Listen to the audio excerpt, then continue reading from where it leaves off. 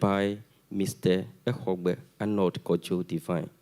And the idea was, how do we get all social workers together to see to the promotion and protection of the profession so that social workers receive the recognition they deserve as a professional body in order to work in the interest of the marginalized, socially excluded, and other categories of vulnerable in society.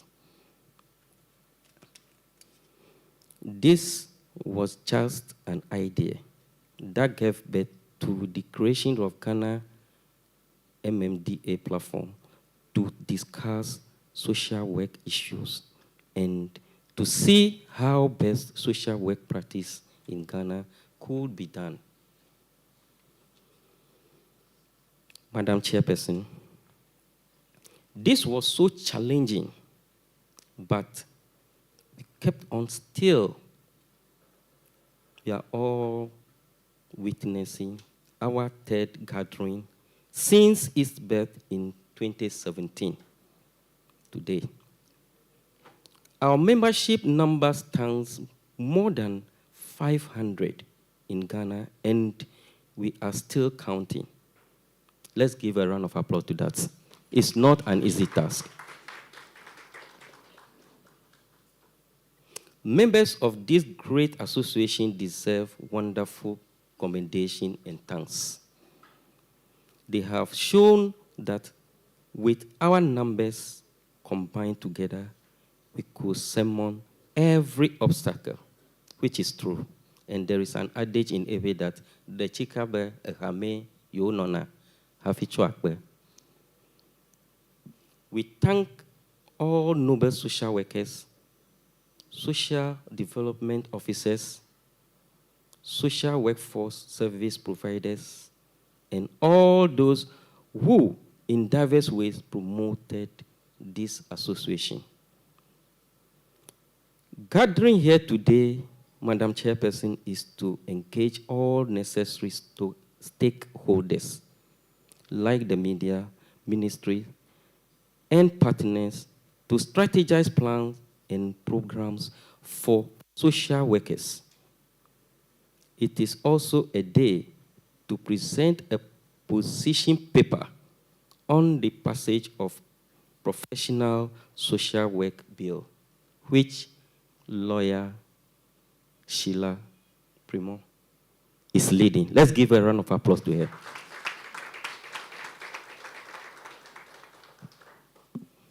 We are here also to present a paper on the passage of Aged Bill and strengthening the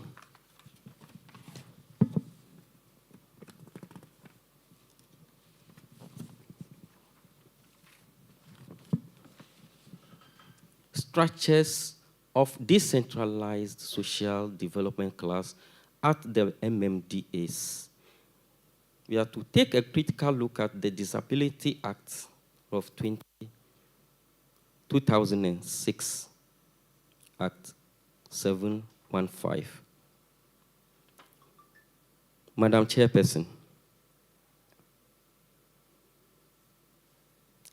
we are to also take a look at how best the LI that has to accompany the Disability Act should be done and be done well. Madam Chairperson, we call for representation of SWAG members on the inter-ministerial committees, including that of Social Workers Bill. Highlight issues of vulnerability and how to address them. Finally, to interact among ourselves and educate ourselves on how to effectively deliver our services to the individuals, families, and the communities in need of our services. Madam Chairperson, I would like to use this conference to point out some structural deficiencies and other impediments in the implementation of our general functions as social workers within the MMDAs in Ghana and other institutions.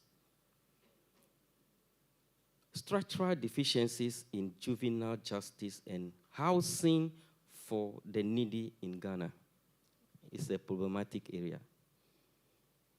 Institutions such as remand homes, correctional centers, destitute homes, shelters for abused victims, and others that are mentioned, that are meant to accommodate or house some sections of our vulnerable population in times of need have been so dilapidated and in most cases not in existence.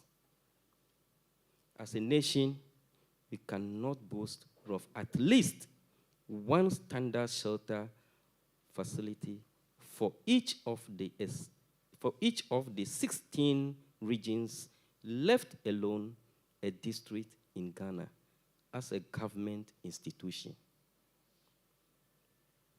It is very sad, Madam Chairperson, how could we develop if our vulnerable population is left behind in terms of their needs? We recommend that MMDAs should be instructed immediately to put up at least one shelter.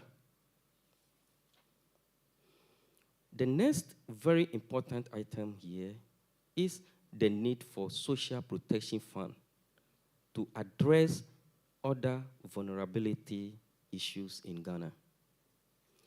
The government of Ghana and donor partners have been trying their best to alleviate the plight of the vulnerable, but as practitioners, we know there is a huge gap of financial support to address various challenges that confront the vulnerable in Ghana. We are aware of the 3% of the District Assembly Common Fund for persons with disability.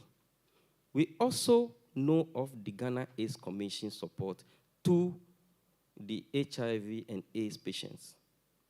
The Integrated Social Services, ISS, from UNICEF for activities-based funding support for some of the MMDAs, and the Livelihood Empowerment Against Poverty, which cuts across all the districts in the country.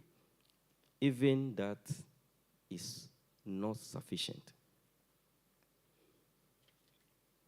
We are mandatory, these are mandatory supports from the government to the MMDAs to address the challenges of these groups. Madam Chairperson and invited guests, we are very much aware that vulnerability is not limited to these groups only. There are huge gaps of support. We can take a look at foreign children on our streets begging for alms. There is also no mandatory support for the aged, vulnerable group. Another critical area of interest is support for the trafficked children and support for the domestic violence victims. Clearly, there is clear cut of social exclusion, and we all on the government to address the concerns of these vulnerable groups. We are aware of the challenges that confront the assemblies. It is interesting to note that our Our reliance on the assemblies have often time not yielding the best outcome of addressing the concerns of the vulnerable that have been excluded from the mandatory financial support. As an association, we are of the view that there is a need for proper funding that could address financial gaps and vehicle for the officers, which is crucial in resolving the needs of all vulnerable in Ghana. We therefore call on the government to set aside what we term as social protection fund that could address some of these financial gaps in relation to the support for other vulnerable groups. As a matter of agency, vehicle should be bought for social development class activities. Once again, Madam Chairperson, honorable guests, media, noble social workers, ladies and gentlemen, I'm very grateful for your attention. Thank you all, and God bless us all. Social workers, women, dignity, and development. Social workers is so feeble. Mine alone is big. Social workers. Thank you very much.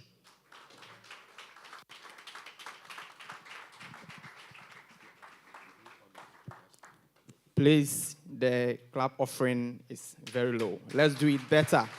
Let's do it better for the Social Workers Association of Ghana President, SWAG President. In fact, that was a great speech from him.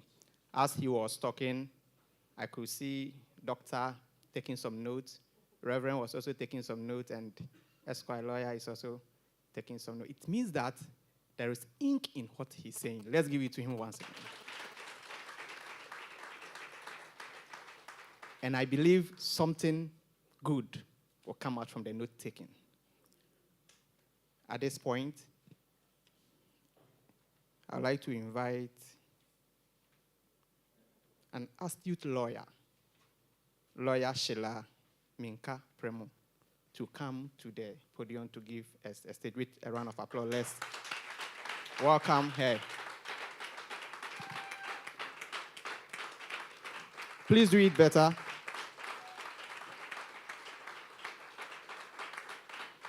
Thank you.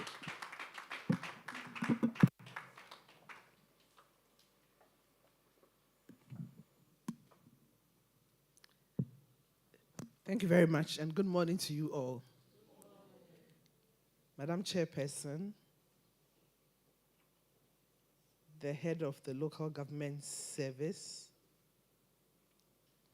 the presidents of the Social Workers Association of Ghana and other executives, directors, members of the association, and all protocols observed.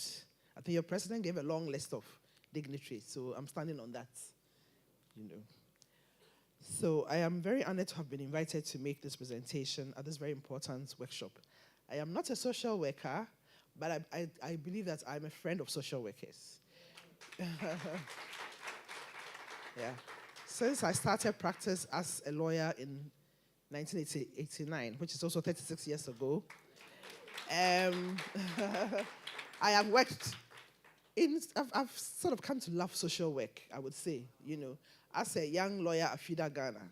I joined FIDA Ghana as a very young lawyer. Same year I was called to the bar in October 1989, and I was told that you can also use the law to help other people, vulnerable people. Yes, you are trained as a lawyer to earn an income, but the privilege you have, you're supposed to use part of it to also help vulnerable people. And I've always worked. I've known a lot of the older social workers. I've known them, as somebody who used to troop frequently at the family tribunal, where I would interact with them. So I'd like to congratulate you for setting up the Social Workers Association, and to also congratulate you for this workshop, which gives you a chance to all come together to deliberate on issues and then to move the way forward.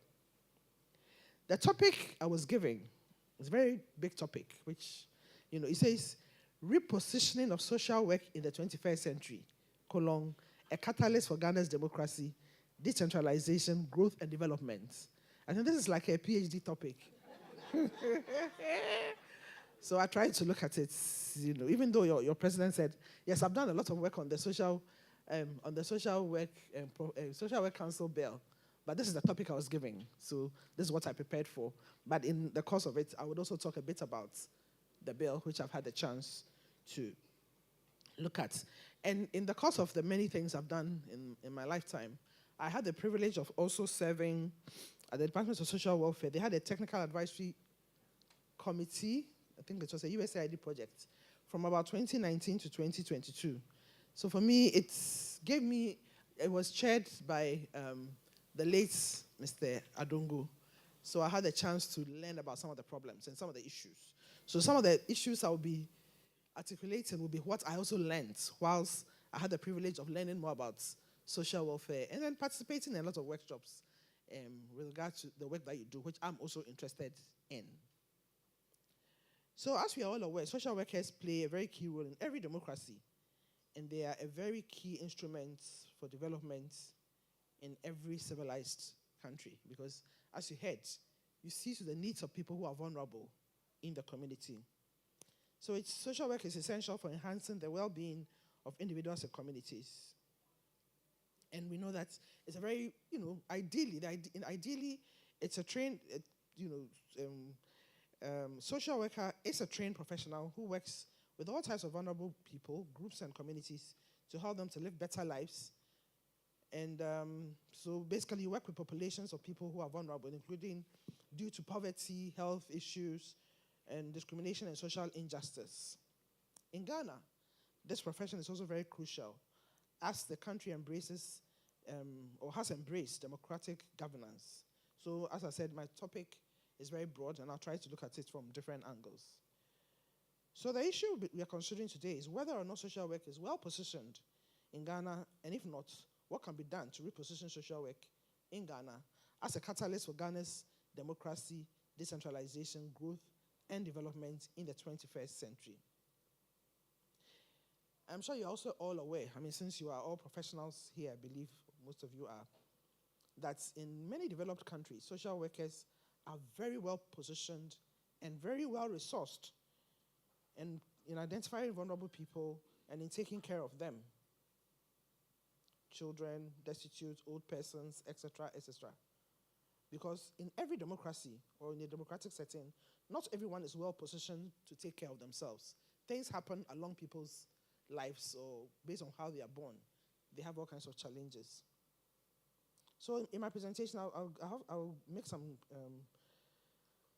give some background information. Incidentally, in my office, I employ a full-fledged professional social worker. She did social work at KNUST. And I work with her on some of the issues that I deal with in my office. So she helped to give me some background information as well. She's called Carol. She's not here. I wanted her to be here to also mingle with her seniors and things, but she had some other things to do.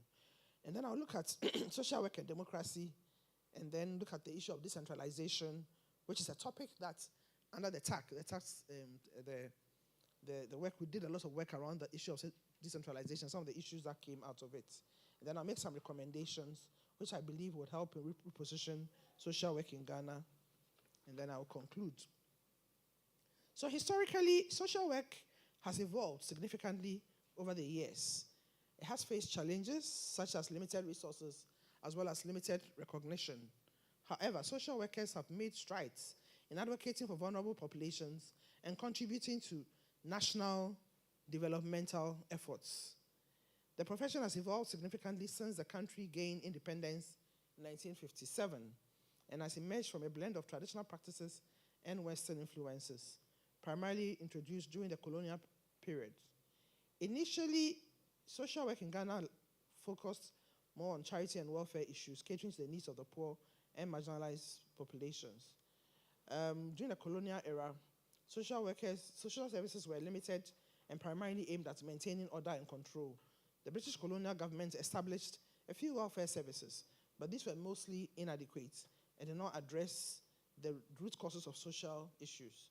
For instance, the establishment of the first social welfare department in 1946 was a response to the growing need for social services due to urbanization and the impact of World War II.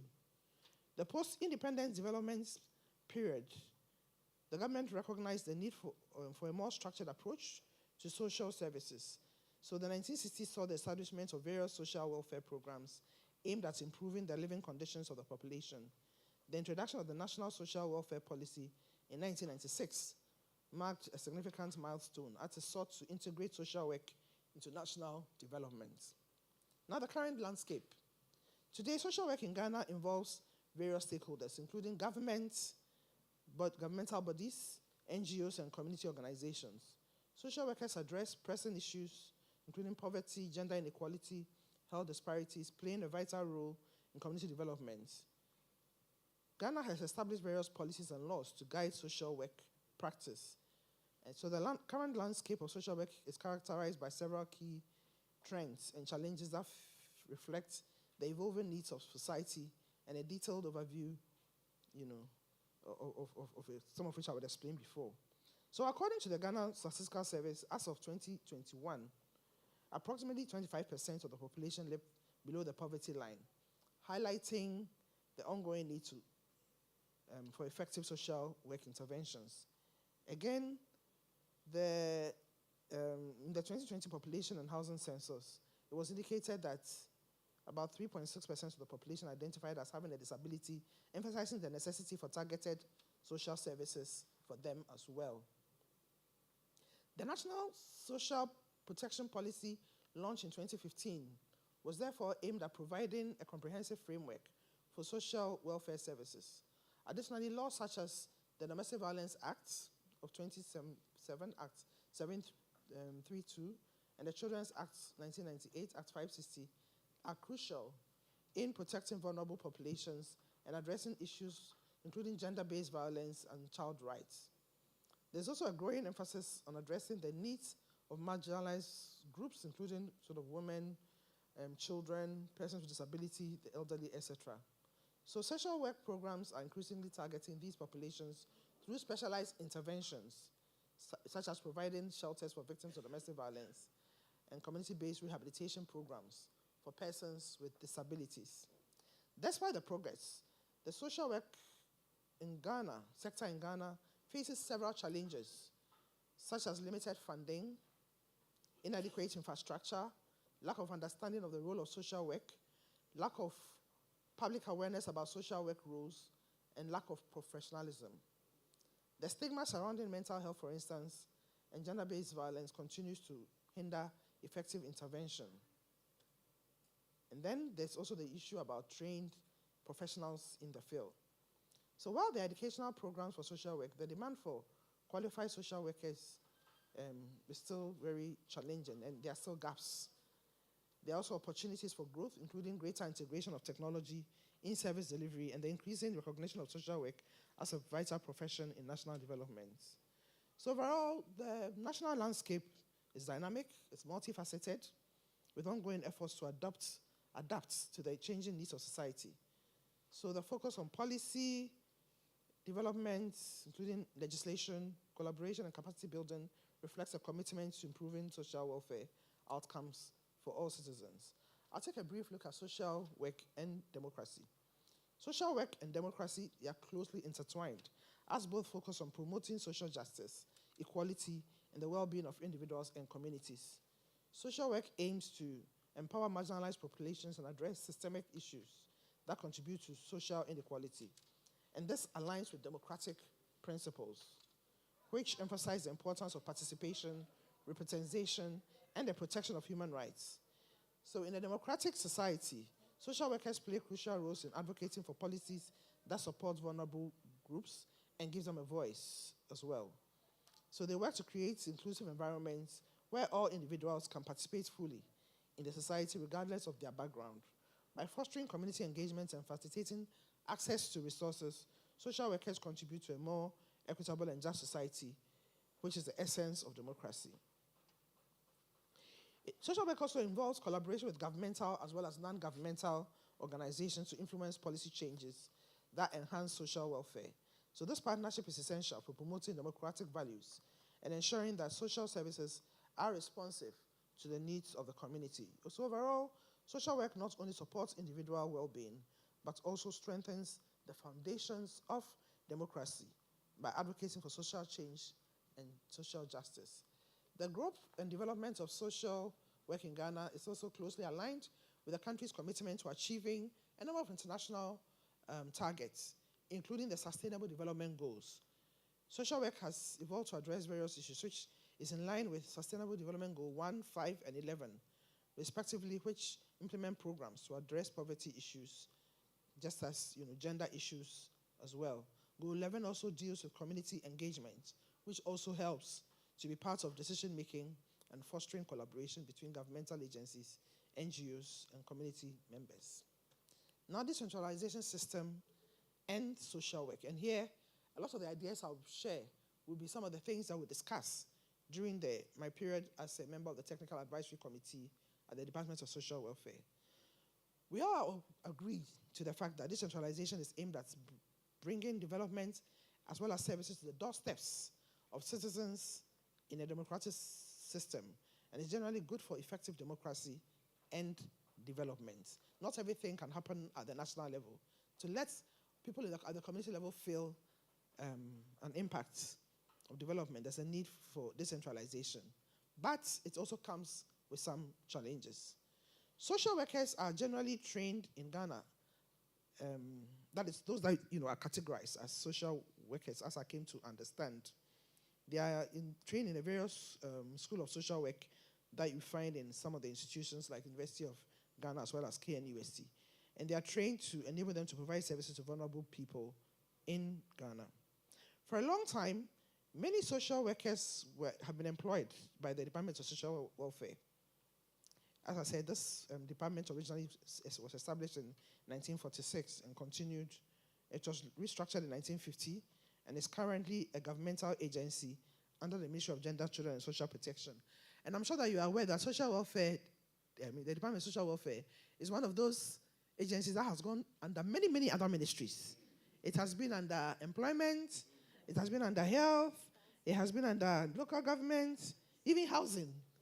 It's roam. I will believe that now its home is Ministry of Gender, Children and Social Protection. The department's activities are diverse and include child welfare services like child maintenance, custody, paternity issues, adoption. They also work with the juvenile justice law as well as the operation of children's homes and daycare centers. It also provides community services, including hospital welfare, psychiatric, social work, support for the destitute, along with vocational training for the poor and disabled. The Department of Social Welfare further focuses on income generation for rural women and poverty alleviation through the LEAP. We all know that currently the LEAP is not directly under social welfare itself. It's been hived off to another section. They also deal with probation services, prison aftercare, as well as under the Domestic Violence Act. They have a big role to play in rehabilitation and reintegration of persons who have been victims. I think the department's work includes child rights promotion and protection, community care, justice administration, budget and planning, etc., etc. These programs guide the GSW's efforts to improve the well-being of populations across Ghana. We are also aware that another type of social work that we find within the district and community level is known as the community development workers. And they are also trained to provide outreach and advocacy services on developmental issues at the community level. I know that in Ghana, there are also specialized training programs for them. I know that there's a program at the University of Development Studies, UDS, that's also trains community development officers. Now, with the promulgation of the local government's, in brackets, Department of District Assemblies Commencement Instrument of 2009, LI 1961, the Department of Community Development and Department of Social Welfare at the local level have now been merged to become the departments, one department under the Metropolitan Municipal and District Assemblies with the new name, Department of Social Welfare and Community Development, with the following functions: to assist assemblies to formulate and implement social welfare and community development policies within the framework of national policy. And then the department is also responsible for facilitating community-based rehabilitation of persons with disabilities, etc., etc. A number of things are set out, which you will see in the law. So most of it is a mixture of social welfare work, as well as some of the work that community development officers do. It includes literacy, adult education classes, voluntary contribution to communal labor, etc., etc. So the mandates, role, and functions of Department of Social Welfare by itself are guided by the framework, which includes international human rights instruments at the national level, including the 1992 Constitution, the Children's Act as amended, the Juvenile Justice Act, the Domestic Violence Act. They are also guided by the Child and Family Welfare Policy and the Justice for Children Policy. Now, still looking at the issue of decentralization and a few of the issues arising from it, the provisions of the local, the now repealed Local Government Act of 1993, Act 462, which has been replaced by the Local Governance Act of 2016, Act 936, deepened the process of decentralization that had commenced earlier. It made changes to the decentralized departments by cancelling some existing ones and made provision for the minister responsible for local governments. It's also made provision in Section 38 then for the establishment of the local government service to which staff of the decentralized units were to be transferred to. So the Local Government Service Act of 2003, which has also been repealed, was enacted, and staff of the decentralized units at the local level became part of the local government service. Now, LI 1961, as I've already mentioned, was enacted to sort of deepen that whole process. And it resulted in the merger of these two into the community, into that new department under the local government service. So with this change, it meant that from the regional to the districts, the social workers come under the local government service and not under the Department of Social Welfare. Okay, so it basically resulted in the Department of Social Welfare only operating at the national level, where some of its mandates have already been taken away from them, including social protection. Social welfare at the regional office and district offices are now under local government service, and staff are recruited by the Office of Head of Local Government Service. And as their employers, they are accountable to them. Another problem that also arises is that the Office of the OHLGS is gradually, and it's alleged, recruiting some persons who have not been trained in social work, who are, referred to as social workers. And this is also, in a way, affecting the quality of social welfare work at the district level. At the regional level, the distinction, there's clear distinction between the work of social welfare officers and that of community development officers. However, at the district level, the Local Governance Act, which I've mentioned, Act 936, has further strengthened decentralization. It has repealed the Local Government Service Act and incorporated its provisions into it. It has also established the Interministerial Coordinating Committee on Decentralization in Section 204, which includes the ministers responsible for gender, children, and social protection and local government, as well as other ministries. They are responsible for intersectoral policy coordination of decentralization and for the decentralized local governance system. Social welfare is one of the decentralized public sectors in Section 77, and it repeats what was in LI 1961.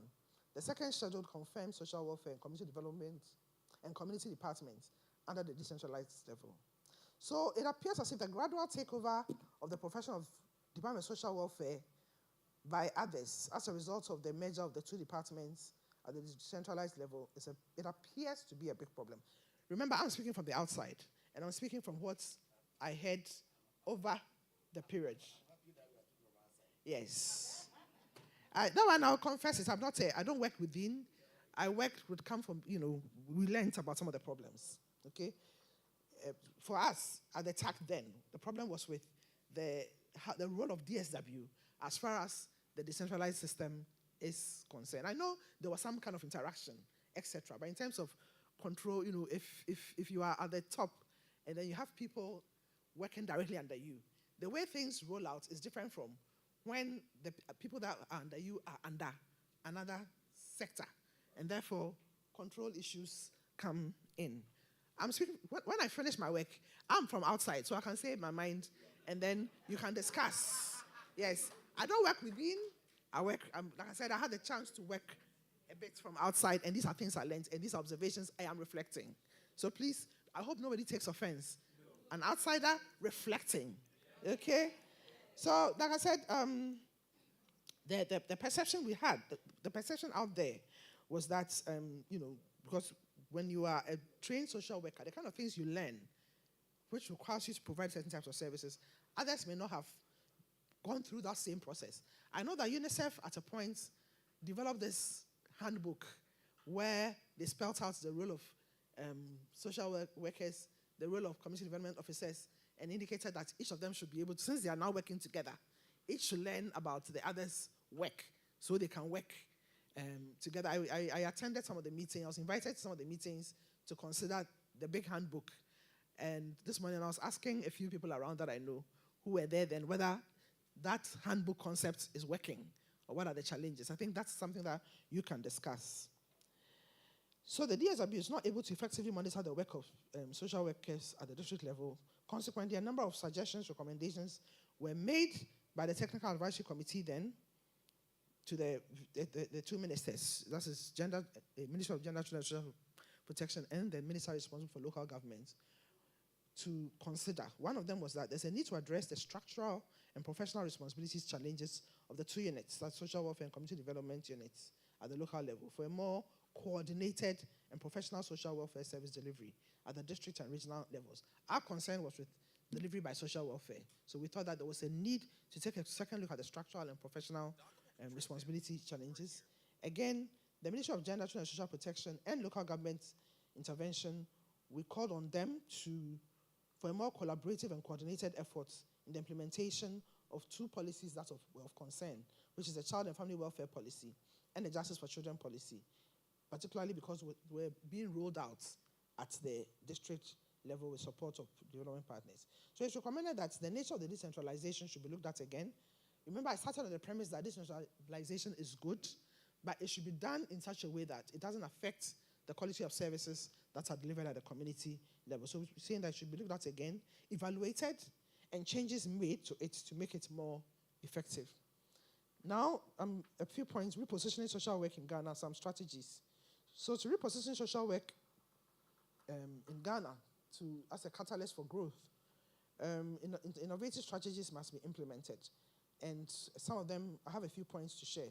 One is passing the Social Work Council. Some say they prefer to have it Social Work Profession Act. As I said, the last time I was part of the deliberation was in Koforidua. Yes.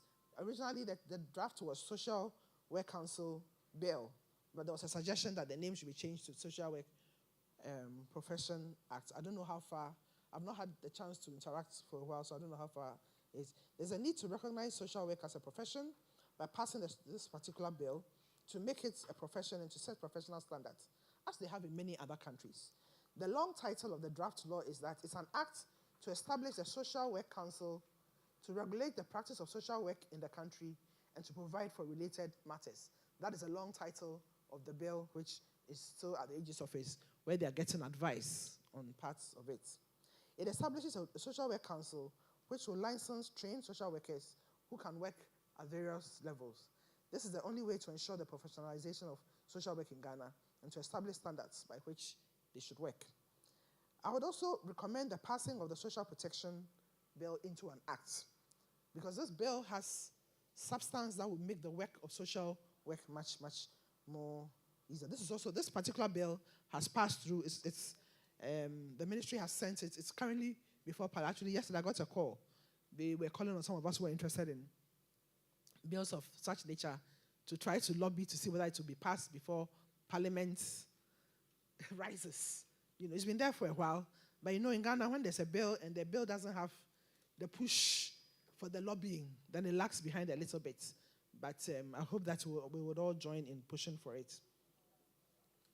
Another point I would make would be the need to, one point which as I said, the social worker I work with proposed was also integrating social work into local government structures. So this will ensure that social workers are involved in decision-making processes. For example, social workers can be included in local councils or committees that focus on community development and welfare at the district level. And this will allow for a more holistic approach to addressing social issues at the grassroots level, which also enhance local governance. I think what she meant was that not only are they supposed to just do their work, but in the assembly's work itself too, they should be integrated to be part of the various committees that are doing anything that has an impact on vulnerable people. So it requires taking a second look at some of the issues I've already addressed. Then collaboration with NGOs and community organizations. Strengthening partnerships between social workers and NGOs can enhance service delivery. For instance, collaboration between social workers and an NGO, for instance, focused on women's empowerment, can lead to programs that provide vocational training, legal support, and other things for people. Capacity building and training. Ongoing training and professional development of social workers is also crucial for adapting to changing societal needs. Workshops on emerging issues such as trauma-informed care, digital literacy can equip social workers with the necessary skills to better serve their communities in this modern age. Again, advocacy for policy change. Social workers can play a pivotal role in advocating for policies that promote social justice and equity. And I believe that one of the key things they should be doing is to come together. I know you also have subgroupings amongst you, to come together to push for the Social Work Council bill, because it's very important that we have the profession well-regulated and professional. Then community engagement and empowerment. Encouraging community participation in social work initiatives can lead to more effective programs. Social workers can facilitate community forums to identify local needs and develop tailored solutions. I know that this is something that you're already doing, but if it is further enhanced, to be. And then the key thing is adequate resources. The work of social workers requires adequate resources so that you can meet the needs of your clients and to be able to promote it. So without adequate resources, it will not be possible to achieve the mandates of social workers, whether at the national, at the regional, or at the district levels. So if these recommendations are adopted, they will help to reposition the work of social workers in Ghana and will be a catalyst for change in the work of social workers. It will result in vulnerable people who need their help at the decentralized level in Ghana's growing democracy, getting the help they need to enable them to have a more meaningful life and to enable their voices to also be heard. In conclusion, the reposition of social work in the 21st century is not just a necessity, but it's a necessity, I believe. And it will be a catalyst for fostering democracy, decentralization, growth, and development in Ghana. As social workers adapt to the evolving socio-political landscape, they play a vital role in advocating for social justice, empowering communities, and promoting inclusive participation in governance. By embracing innovative approaches and strengthening collaboration among stakeholders, social workers can enhance their impact on national development. Ultimately, a robust social work profession will contribute significantly to building a more equitable society, ensuring that all Ghanaians, wherever they are located, can thrive in a democratic environment. Thank you very much.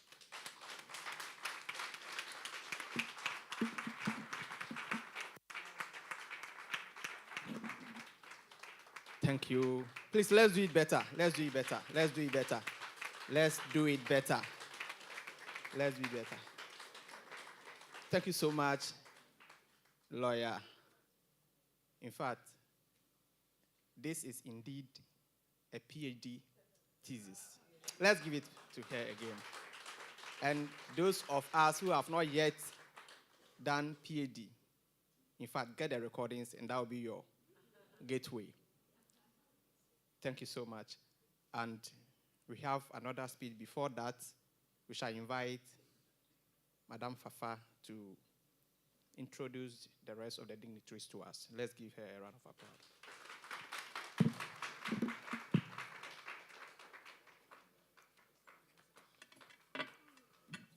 Thank you so much. We're going on with our dignitaries again. To start with, I would like to call to the high table Mr. Divine Ehogbe, our president, our honorable. Please give it up to him. Yeah. You are a very powerful man. And we appreciate all that you are doing for us. Thank you so much. We also want to call to the high table Madam Agnes, representing National Director of Social Welfare. Please come to the high table.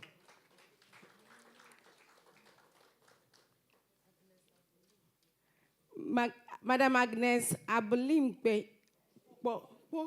Sorry for spelling your name. Yes, please help her come to the high table. Thank you so much for joining us.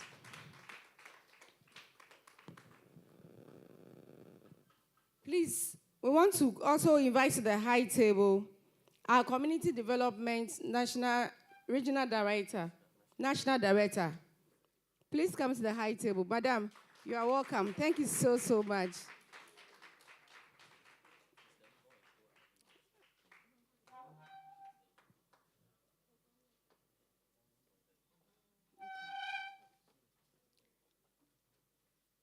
Please. Okay, so please, we also have Mr. Krakani in the house now. Please, can you give us a wave? Okay, so it's... Please stand up, and let's see you. Oh, okay. It's a retired social worker, but he has done a lot for us. Thank you so much for coming.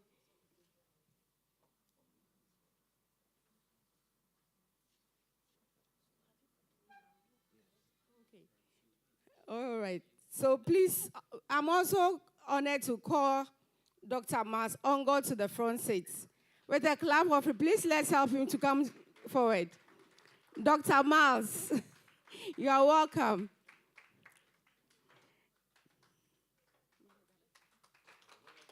Please clap. Oh, as they are coming, clap for them. Encourage them to come forward.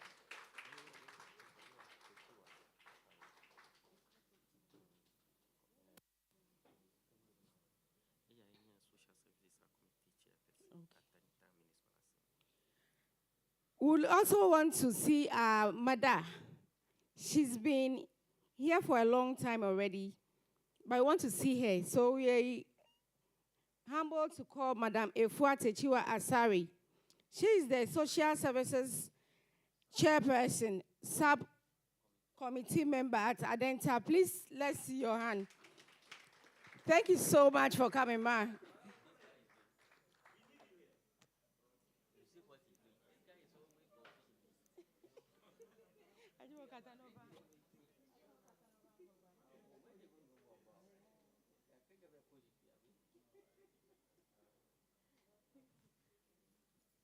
Thank you so much. Please, let's give them a round of applause. It's not easy to sit in front, so it's not easy. Thank you so, so much for honoring our invitation. God bless you. Thank you, Fafa. Before we continue, those of us at the back, let's fill in the spaces, the gaps, the empty spaces in front to make it unique for the capturing. I would like us to be on our feet for a moment, excluding our directors. If you are really happy so far with all that is going on, I would like us to give a big clap. And I would like us to sing this beautiful song as we used to sing when we entered the nursery. If you're happy and you know it, clap your hands. If you're happy and you know it, clap your hands. If you're happy and you know, and you really want to show, if you're happy and you know it, clap your hands. Thank you so much. Please, you can take your seats. Okay, so we'll continue with the program. At this moment, we'd like to have a speech from the head of local government service, Please help me invite Engineer Dr. Nana Atu Atta. Clap your hands as he comes.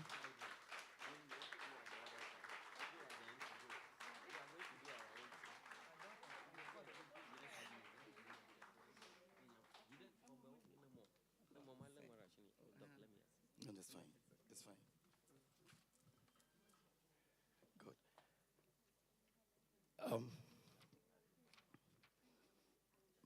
Madam Chair,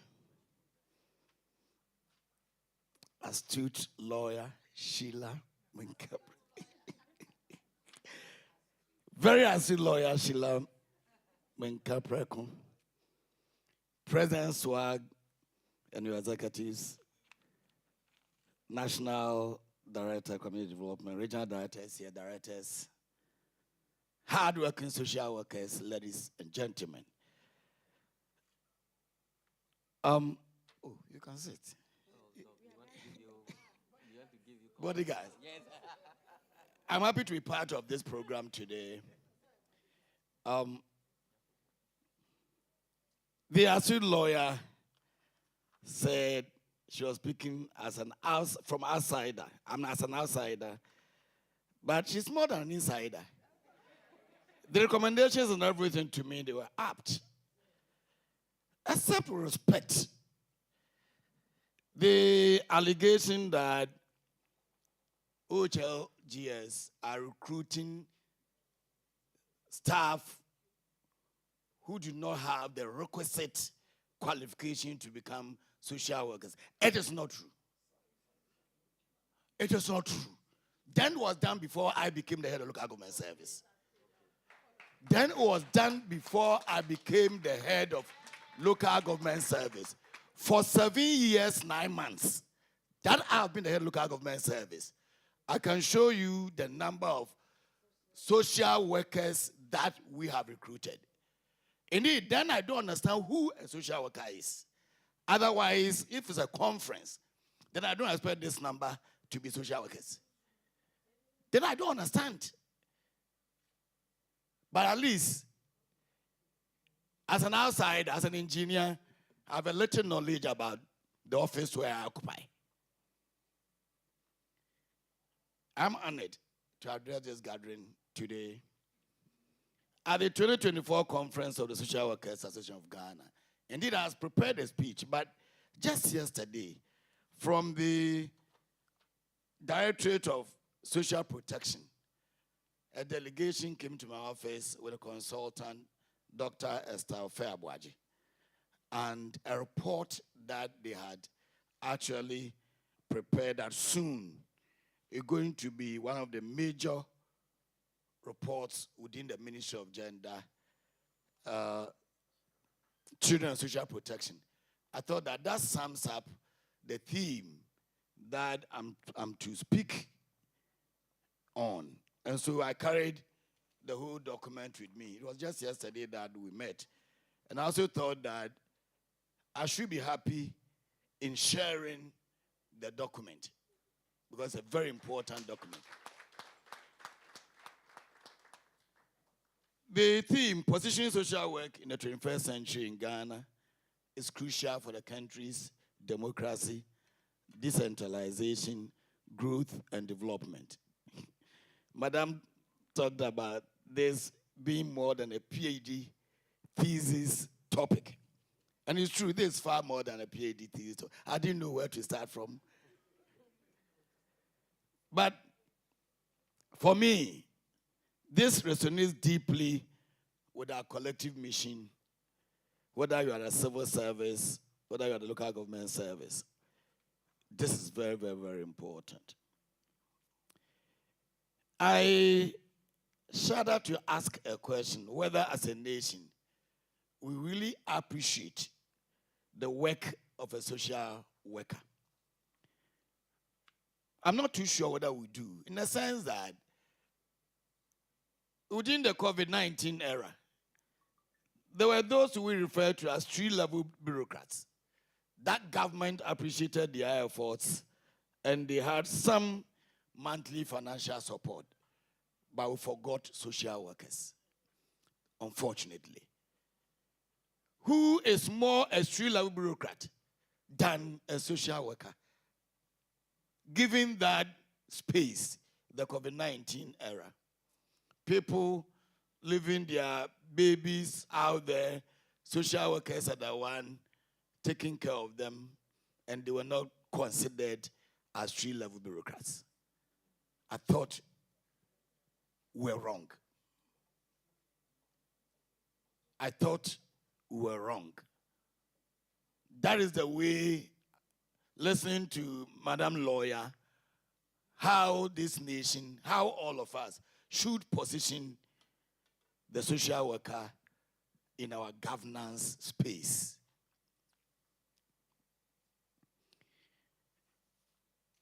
Positioning social work in the 21st century, we need to acknowledge the role of the social worker.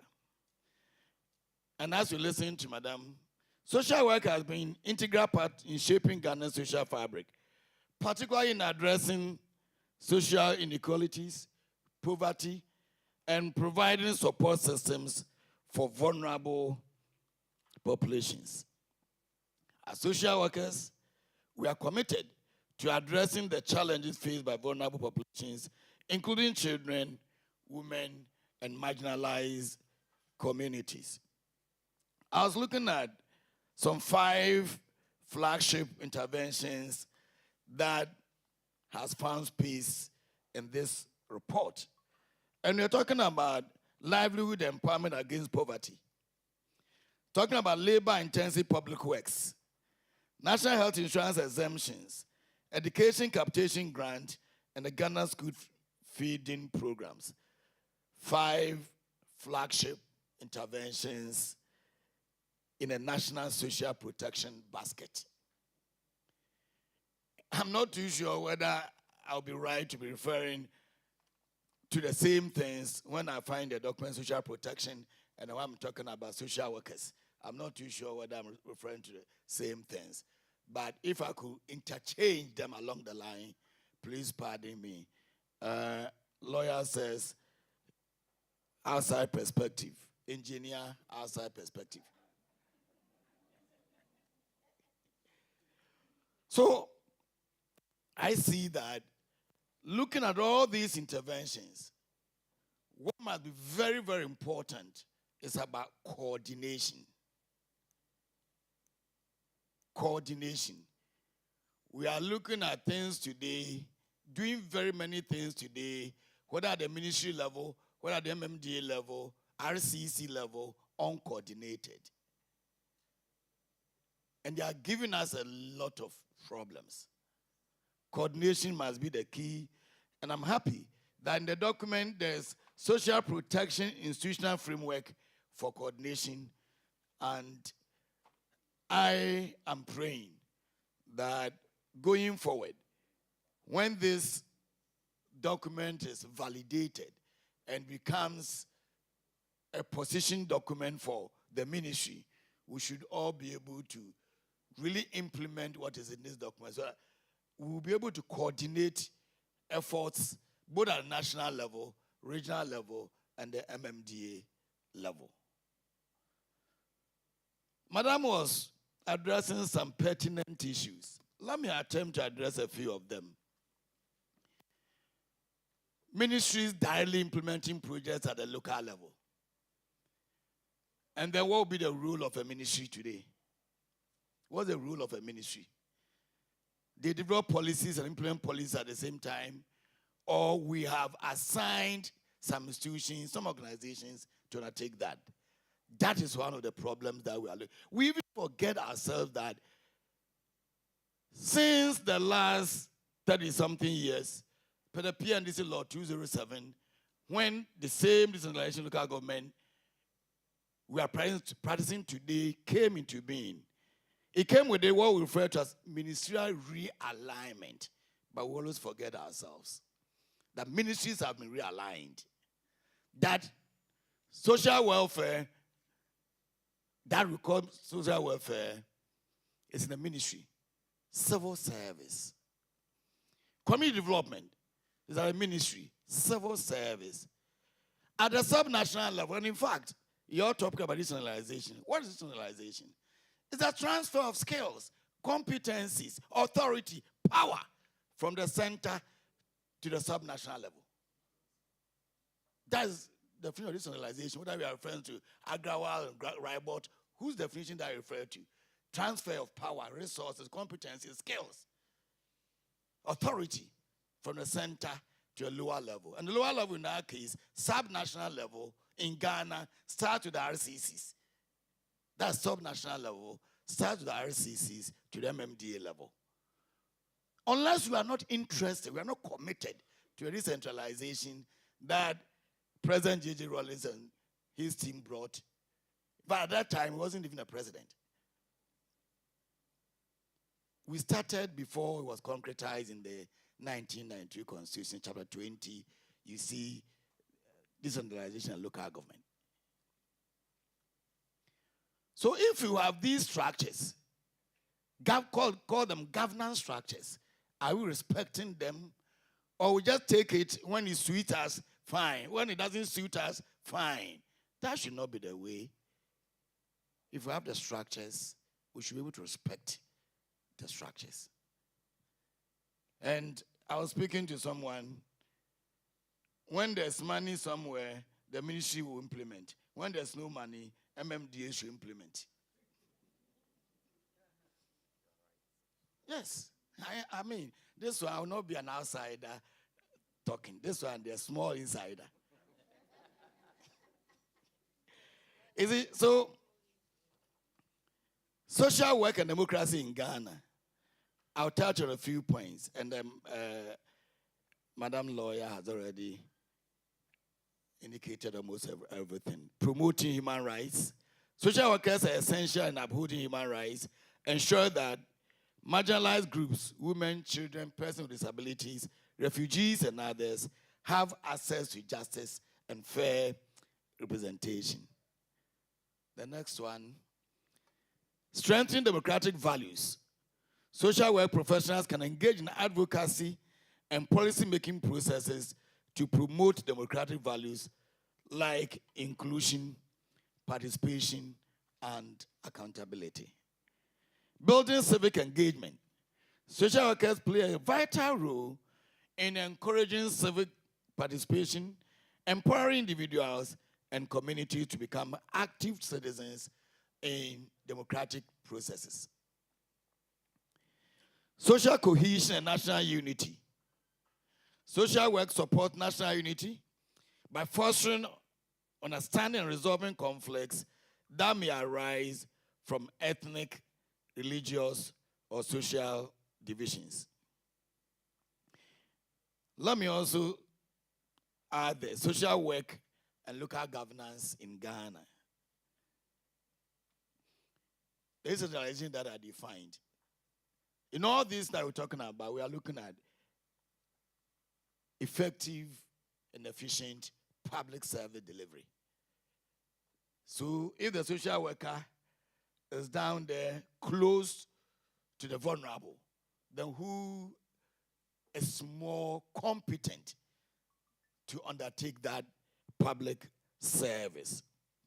Social workers contribute to decentralized service delivery by working at the local government level, ensuring that services meet the specific needs of communities.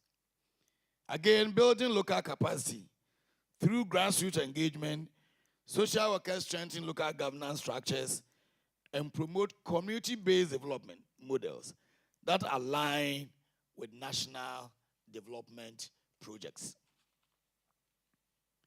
Community empowerment. Social work promotes the empowerment of communities to take ownership of local challenges, leading to more effective decision-making and policy implementation at the local level. Very many, I cannot read them out now, but let me add reducing inequality. By focusing on equitable distribution of resources and opportunities, social workers help reduce economic disparities, which can enhance the overall growth and stability of the economy. Social work and national development. Madam Lawyer spoke about the SDGs, and I refer to the SDG 11 that has become the local government goal: safe, resilient, and transparent cities and communities. You, as social workers, are at the middle of SDG 11. Not forgetting SDG 1, reducing poverty, leaving no one behind. It's the work of social workers. You can contribute largely to national development, and even when talking about sustainability, you should also be conscious of that. Everything that we are doing today should be in sync with the SDGs that we have all signed. Now, the future of social work in Ghana. I'll try to address a few issues and end up with what I refer to as the 21st century social worker. One, the future of social work in Ghana, adapting to the changing needs. The role of social work in Ghana must evolve with emerging social challenges such as urbanization, migration, climate change, and technology. Social workers must adapt their approaches to address new realities. Yesterday, I was lecturing my class, MPA class in Gimpa. I shared something with them that the digitalization that we are talking about is not everybody that is interested in. I gave an example. If a revenue collector goes to the field, collects 100 Ghana cedis from a developer, before he gets to the office, unfortunately, he had a torn pocket. 20 cedis fell. He came with 80 cedis. He pays 80 cedis to the finance office. Before finance office goes to the bank, 40 cedis is gone. It's left with 40 cedis. So the 100 cedis, 60% is gone. If it were to be paid through Momo or some kind, the 100 cedis would have been quietly sitting in the MMDA bank account, isn't it? So with this, you should understand that not everybody is really for the digitalization. Money should be with me. I should see the cash. And the more I'm close to the cash, the more I reduce my poverty. So it's not everybody that is interested. But I encourage you, social workers. Today, that is where we are going. SDG 1, leaving no one behind. You should not be left behind. You should be with technology. That is where the world is going. Otherwise, if you are not interested, you are left behind. You should be interested. Innovation in practice. Social work must embrace innovation, integrating digital tools and technology to enhance service delivery, communication, and access to resources, especially in the remote areas. Professional development. Strengthen social work education and professional training to meet the demands of the 21st century is crucial for improving practice standards and capacity. Those of you who have visited your assemblies, today you go to most of the social welfare community development offices. Everybody goes to office with his phone or her phone, selfie, pa, pa, pa. Selfie. There's work before you, and you are doing selfie. After selfie, WhatsApp. 30 minutes, WhatsApp. So when we are calling ourselves professionals, Madam Lawyer is here. If she be going to court with her phone on WhatsApp, selfie, selfie, selfie, she wouldn't get clients. I ask myself, those who are working in the private sector, the banks, don't they have phones? They do. Or so when you go there and they are on WhatsApp, selfie, selfie, selfie, and you are just gone there to draw some few cities, they may make mistakes, isn't it? We are not concentrating on the work that we are doing in our various offices. When I say this, then you are annoyed with me. You are not happy with me. But I will say it too. I need to say it.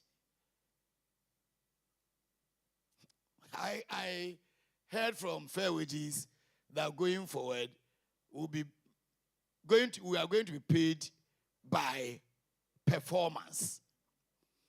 I'm praying that there will be key performance areas and key performance indicators that will be able to measure our performance correctly. Without every day, clocks are within threatening us that we should go on strike because we are not performing.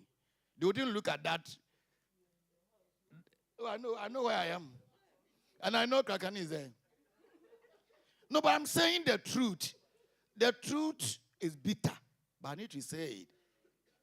The private sector, they are not paid far better than those of us in the public service. But they work. You go to most of our office by 2 p.m. I'm a single mother. Then you have picked their bag. Then she's going. She has closed.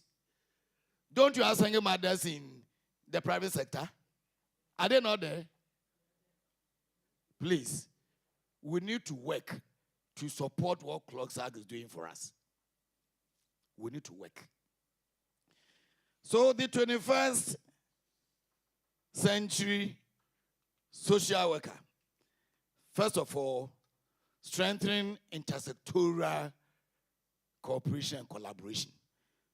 You find it, Section 88 for RCCs in our Local Governance Act, intersectoral collaboration and cooperation. Very important.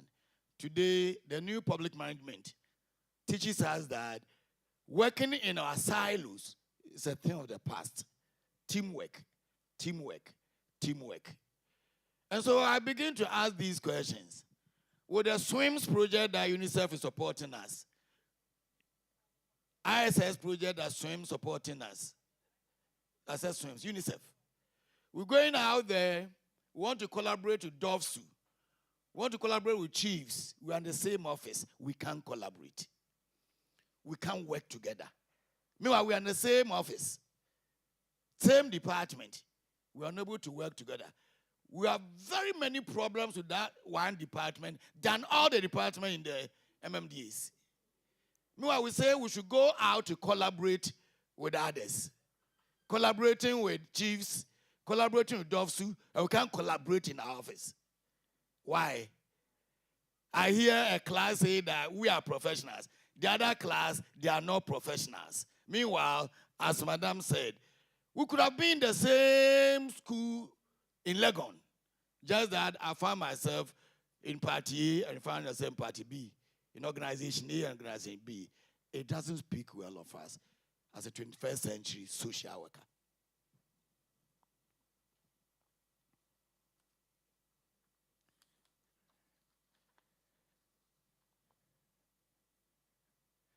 Regrettably, some of our staff lack vision. Some officers lack vision and intrinsic motives for development and effectiveness in our ministries and MMDAs. They seem to believe that the worst sanction for poor performance is mere reposting from one ministry to another or from MMDA to another. But let me tell you, reposting or posting is not a form of punishment. Not at all. So if you think that if you least perform, after all, I'll be reposted from this place to another, forget about that. The survey that I heard today, the council has approved some sanctions for non-performance, including delayed promotion. After performance evaluation, you sign performance contracts. After performance evaluation, let's take the last 10, 251 to 261, and you are ahead. Go and work under someone within the first 10 to go and learn why they did well and you are not doing well. This is not a form of punishment that I'm going to get anything that you are punishing someone. He didn't perform. Go and learn from those performing. That cannot be said as sanction. That is posting. But that posting is not by way of punishing anybody. We are to perform as staff of local government service. I'm not speaking for civil service, but at the local level, we need to perform.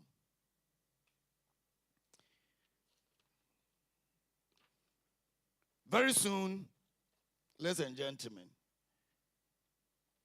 less than 30-something days, we're going for the general elections. Remember, Clocksag versus AG and two others. The ruling in June 2017, we need to maintain our neutrality. Very, very important. You remember, Clocksag fought for us neutrality allowance.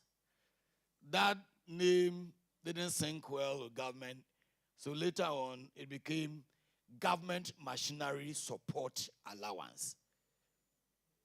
Is that not true? We belong to government machinery, supporting the government machinery.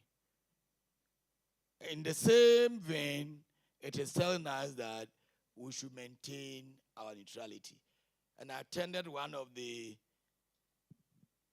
functions here from Clocksag executives. They got a lawyer here to indicate to us the indicators as far as neutrality is concerned was held here. We were all sitting here. It was held here.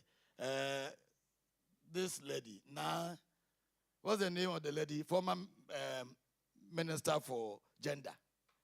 Now, Yelita. Nana, I said, Nana. We are here. Indicators for neutrality. You and I know. I don't need to tell you what neutrality is about. Standing here, if I went out of the service, I would be a politician. If I were not with the local government service. In any case, I've been in the mainstream politics before.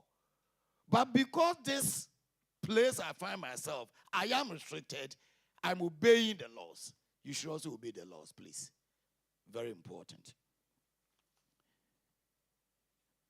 In conclusion, I want to ask how a typical culturally intelligent Ghanaian social worker should look like. Culturally intelligent Ghanaian social worker. How should that person look like? And if you want me to define who a culturally intelligent social worker should be, I'm looking at a social worker who has a capability to function effectively in intercultural context within the public service. That is the one we refer to as culturally intelligent. I was saying this yesterday in class. Within the local government service, you go to some areas of Ghana, a male coordinating director doesn't see the need to respect a female chief executive. We should be able to work within our intercultural context. That is the way I want to see the 21st century social worker. And how do you need to look like? One, you must be smart. You must be innovative, transparent, accountable, and borrowing from lawyer, adaptable. That is how I want to see the 21st century social worker.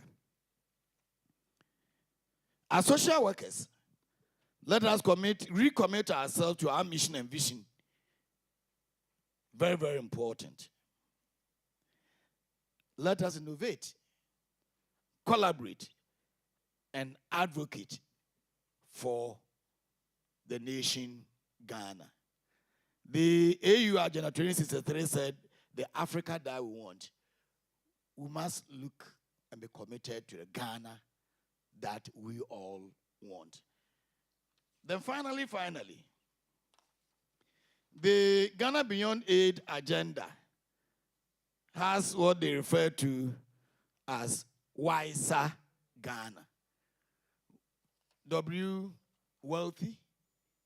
I, inclusive. S, sustainable. E, empowered. And R, resilient. We are saying wiser municipalities for wiser Ghana. But without the 261 MMDAs, there's no Ghana. So it is only through wiser MMDAs that we can secure wiser Ghana. You, as social workers, you have a pivotal role in ensuring wiser Ghana. On this note, I thank you for your attendance. Thank you. Thank you very much, Dr. Engineer Nana Atuata. Let's do it better. We can do it better than that. And we can do it better. Better. Oh, a lot of people are not doing it. It's not the best. Let's do it better. Let's do it better. This conference is termed as Don't Mind the Body, but Mind the Engine. Never be discouraged with the number. It's because Closac threatened to go on strike. So people are afraid to come out. But people misinterpreted it. But that's by the way. Mr. Krakani is around. Uh-huh. You have spoiled it.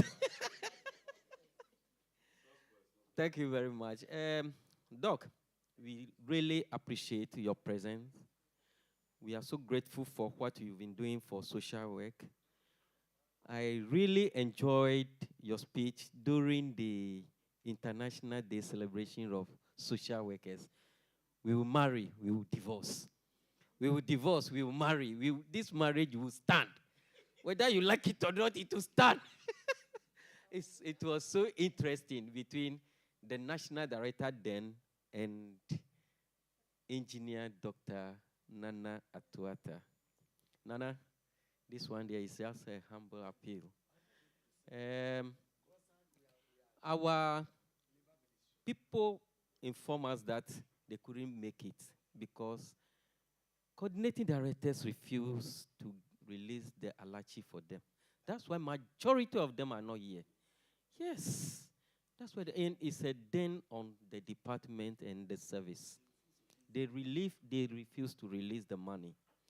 You can do your search. I'll be grateful. Yes. Now, the MC should come and take his job. I don't know how much they will pay me. But I know I'll see them in chambers. Thank you so much for your attention and presence. Thank you, Protado. We are so much grateful that you want to be a co-MC, the third co-MC. Thank you so much.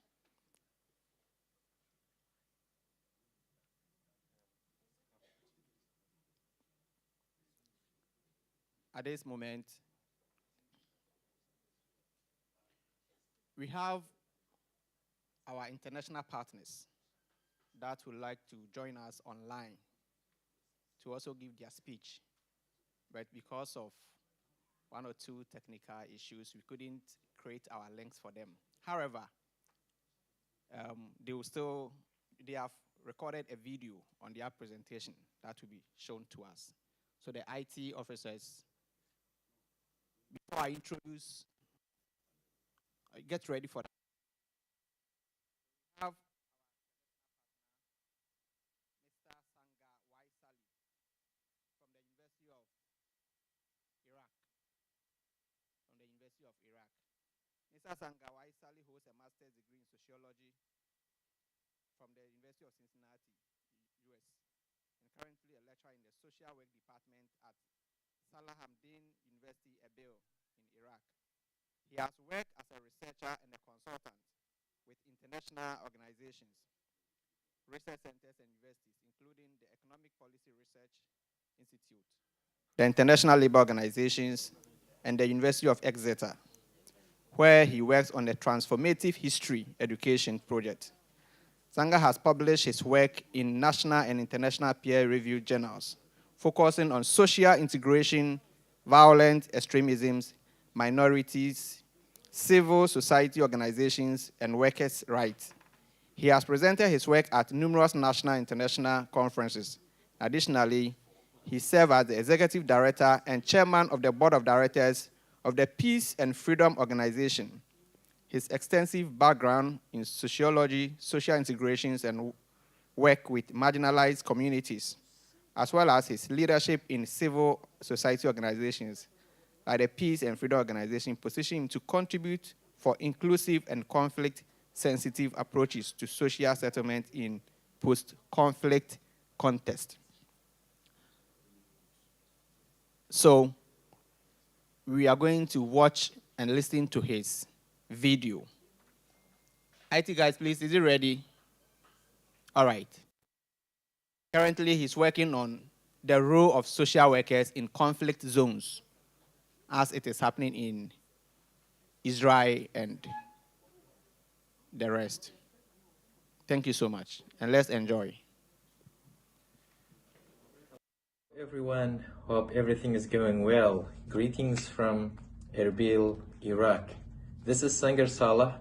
I am an academic, researcher, and also considering myself as a peace activist in Iraq. I've been teaching in social work department at the Salahuddin University since 2015. It's a great honor to be here with you in this conference, and I am very grateful for this opportunity. Thank you so much for the conference organizers, and good luck with the rest of the conference.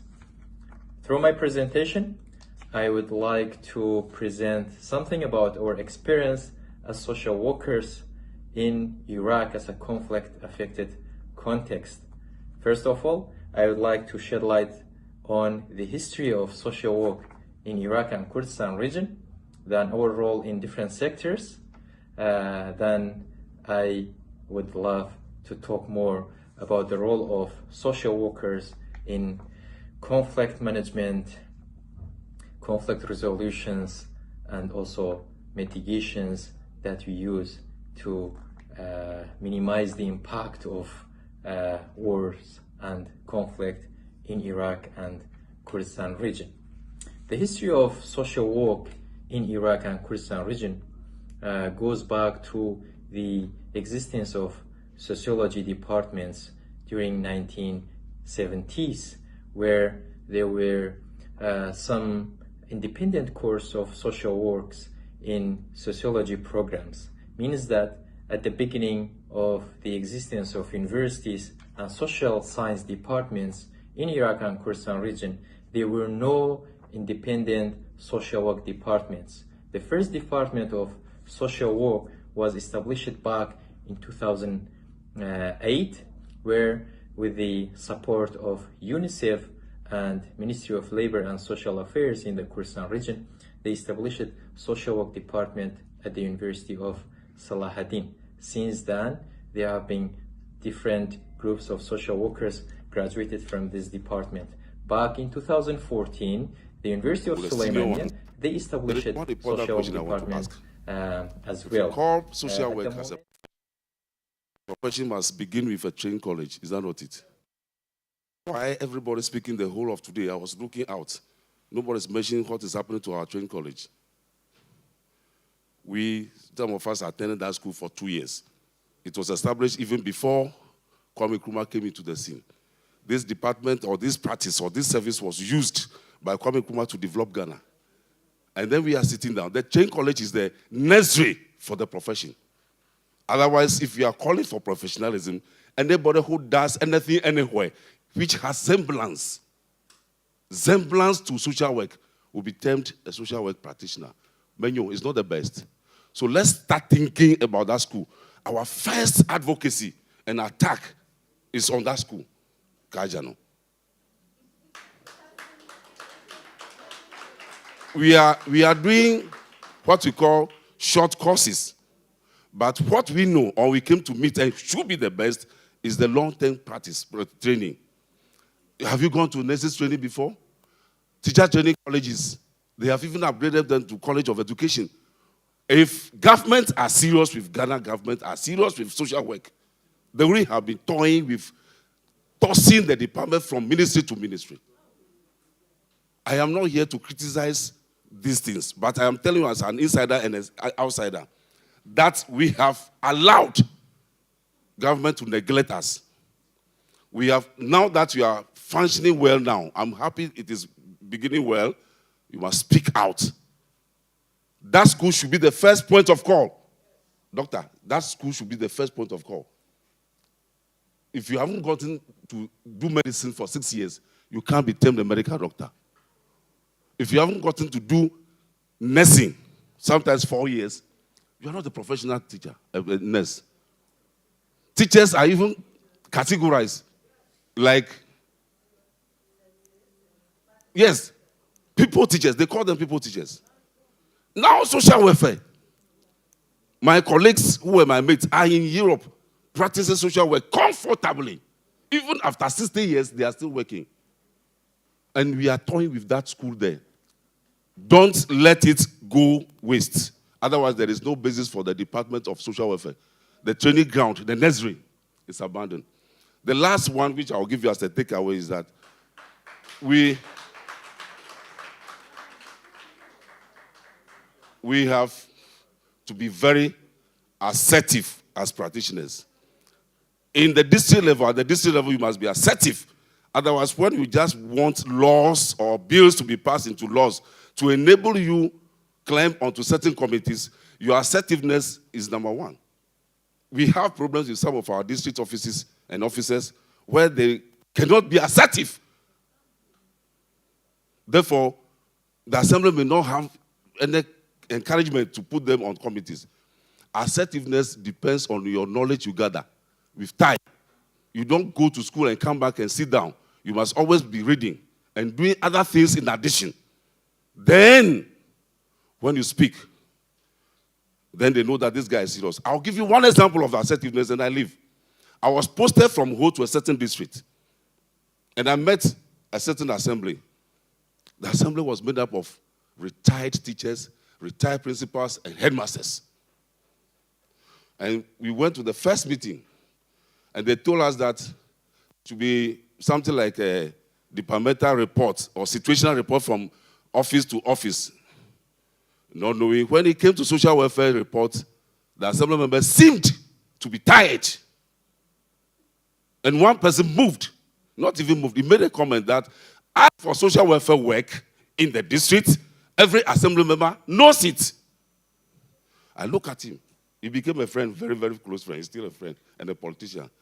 And then upon that, somebody made a motion and they closed. I said, fine. It's not Krakani. So we did. 1, 2, 3 months, we went back to the assembly meeting. Assertiveness, oh. I want to bully them and teach them a lesson. That is not a profession anybody can just wake up and do. It reached our turn again now. That's all. I am very happy to announce to you that this district assembly is progressive and the services and the office of the social welfare is not needed. And we are moving to a district. I finished documentation and we are moving to the district where our services are needed. Did you understand what I said? Then the DC was an academician. He said, who is that? I said, this is Krakani William Kojo Hansen, the district director of social welfare. Then I mentioned the district. He said, what is the meaning of that? I said, you, honorable, you made the comment last time. In our scheme of things, we render services where they are needed. So we will not. We have finished. And Accra will soon move this office to a different district. They got highly embarrassed. Immediately the doctor came. He entered my low-key office. What shall we do, Mr. Gregory? I said, oh, give this one to me. My staff wrote a proposal to the assembly that we wanted to do a 2-day seminar on the plight of women and children in that district. And we zoom it to a certain community. I won't mention the community, otherwise you know what I'm saying. Then it's fantastic. I brought FIDA. Is my lawyer, astute lawyer here. FIDA came, Sister Hillary. Bedema. And then I brought Fawe. I brought other people. Minister of Health. Then my regional head was there. My director's office at that time was there. I made a few remarks. And the very first speaker, second speaker, I saw short notes coming from the assembly members telling me, can you organize this in my electoral area? No, you know social welfare work. Anybody can enter the classroom and teach, or anybody can go to the hospital and start doing things as a nurse. Don't belittle the profession. So we have done it in such a way that every year, the International Year of the Family, they now rotated it in the electoral areas with people coming to talk to them. To the point that I became even de facto chairman of the Social Services Committee of that assembly. Because I I knew my job. And I didn't want them to run over the department. That's what I mean. Then the last one is stop backbiting, stop undercutting each other. Then you work as a team. Then they'll see you serious. Other than that, I am going up. Yes. The head of service mentioned something about the neutrality. In every we say level is very important. Be neutral. It's like this. Don't look here, don't look here. Look like this. Your service should be rendered without any color. I think, is this swag? After this, and after the strike, the executive should see some of us. Then we shall strategize as to how to do a documentary for the whole world to see the services we have been rendering. Otherwise, nobody even knows that you are doing any work. If Ghana wants to move in terms of development, they can't move if they leave the vulnerable.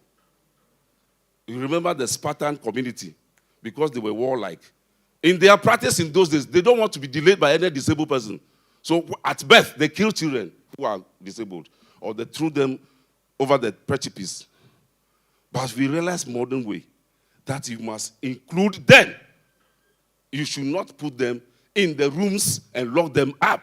And therefore, the institutions that are working on behalf of them must be catered for properly. That's what I'm saying. We cannot continue to allow government to abandon our department and abandon the services that we are rendering to Ghana. We cannot continue. It is up to us. We are going, Sister Connie, we are going to form a corps of veteran social workers to advise government at different. Don't go and sit down. Champion it. Because she said she has worked with social welfare for a long time. She has known a lot. Do you think anybody can wake up and become a probation officer? As it at the court or the hospital or prisons? What are you doing with your department and your work? When they said during his 7 years, I'm just not happy he's gone. He has not employed people. Maybe before, and maybe inside, something is happening. How can you employ somebody and post to me after Poly, what is the higher national diploma, in marketing? Am I now going to train him to brand my department? You see, so let's be assertive, let's read more, and go accordingly and adopt it quickly. Don't let anybody overtake you. There is a capture in the civil service. They are capturing the departments. They are capturing them. Government is capturing them, either knowingly or unknowingly. Carving out departments and creating new things like authorities. If you are dormant and sleeping, there will be no social welfare. There will be social welfare authority. And they will give it to consultancy. If you like, take it. If you don't like, don't take it. Thank you so much. Thank you, Director. Thank you, my father. Thank you. Let's give him a clap. This conference is under a heavy security protection. We are highly protected whilst we are here. We have the presence of the ministry police station, the head of the unit division, they are here. She's here with their team. So let's give them a clap. Officers, let's have a wave. Thank you. Thank you. All right, so we are going to continue with a video from the professor, the media writer. Okay, thank you. Hello. Oh, sorry. Please, we also acknowledge all our media partners. Pardon me for that. Okay, so I've already introduced. Hello, everyone.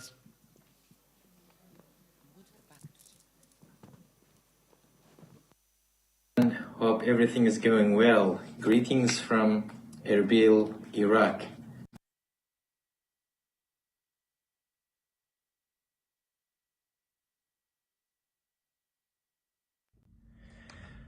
Hello, everyone. Hope everything is going well. Greetings from Erbil, Iraq. This is Sanger Salah. I am an academic, researcher, and also considering myself as a peace activist in Iraq. I've been teaching in social work department at the Salahuddin University since 2015. It's a great honor to be here with you in this conference, and I am very grateful for this opportunity. Thank you so much for the conference organizers, and good luck with the rest of the conference. Through my presentation, I would like to present something about our experience as social workers in Iraq as a conflict-affected context. First of all, I would like to shed light on the history of social work in Iraq and Kurdistan region, then our role in different sectors. Then I would love to talk more about the role of social workers in conflict management, conflict resolutions, and also mitigations that we use to minimize the impact of wars and conflict in Iraq and Kurdistan region. The history of social work in Iraq and Kurdistan region goes back to the existence of sociology departments during 1970s, where there were some independent course of social works in sociology programs. Means that at the beginning of the existence of universities and social science departments in Iraq and Kurdistan region, there were no independent social work departments. The first department of social work was established back in 2008, where with the support of UNICEF and Ministry of Labor and Social Affairs in the Kurdistan region, they established social work department at the University of Salahuddin. Since then, there have been different groups of social workers graduated from this department. Back in 2014, the University of Suleimania, they established social work department as well. At the moment, there's only 2 independent departments in these 2 different universities. The University of Soran also, they recently combined social work and sociology. So there are some students graduating from that department, and they have some background about social work. Noteworthy to mention that in Iraq and Kurdistan region, we don't have independent associations for social workers like yours. It's a great honor for me. With 2 of my colleagues, we recently established a particular NGO called Social Workers Ambassadors. And we are very new and very much looking forward working with the social workers, providing some support to make sure social workers in Iraq and Kurdistan region can play their active roles and have their contribution in community development. Social workers since 2012 have been working with the governmental institutions, with the non-governmental actors like civil society organizations. Noteworthy to mention that there have been so many social workers nowadays working with the private schools, providing services within the educational settings. At the same time, social workers have been a great part of the initiatives launched by NGOs, and civil society organizations. In a conflict context like Iraq, the role of social workers are really important, simply because due to wars and conflict, there have been so many vulnerable groups. We have clients like disabled people, women, internally displaced people, minority groups. So these are vulnerable groups. They always need support and services provided by social workers. Social workers have been part of the raising awareness campaigns to make sure clients, citizens, different vulnerable groups are well educated and aware about their rights. Social workers have been leaders of advocacy campaigns to make sure the laws and regulations in Iraq and Kurdistan region are complying with the international standards and reflecting the human rights principles. Social workers have been part of the decision-making process through different governmental and non-governmental institutions, through applying human rights approach, no harm approach, just to make sure citizens and vulnerable group are exercising and enjoy their rights.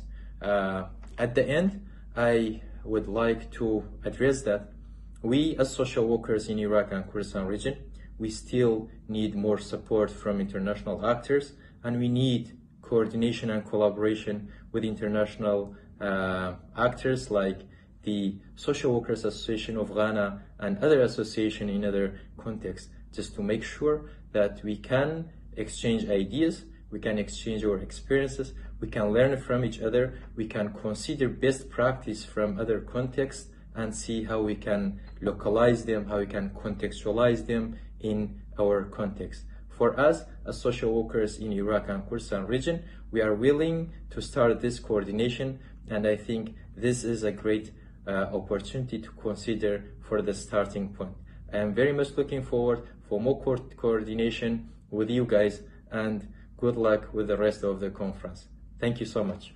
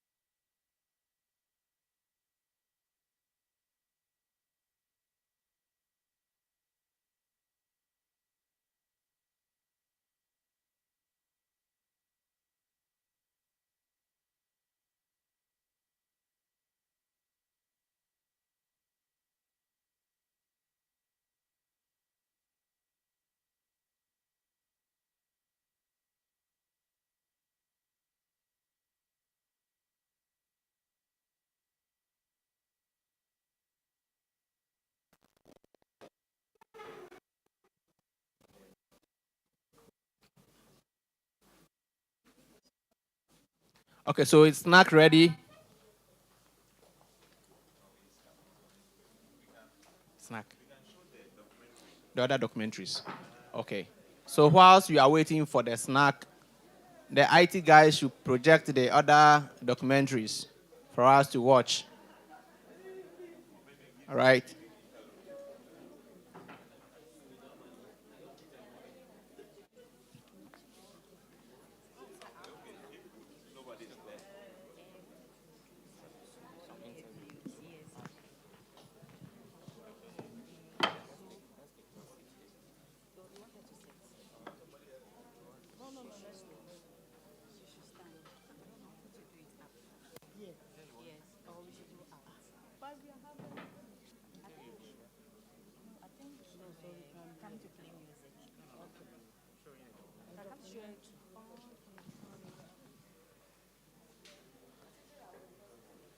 Okay, so this video we are seeing is an international program which Social Workers Association of Ghana has been invited to attend a conference in Canada.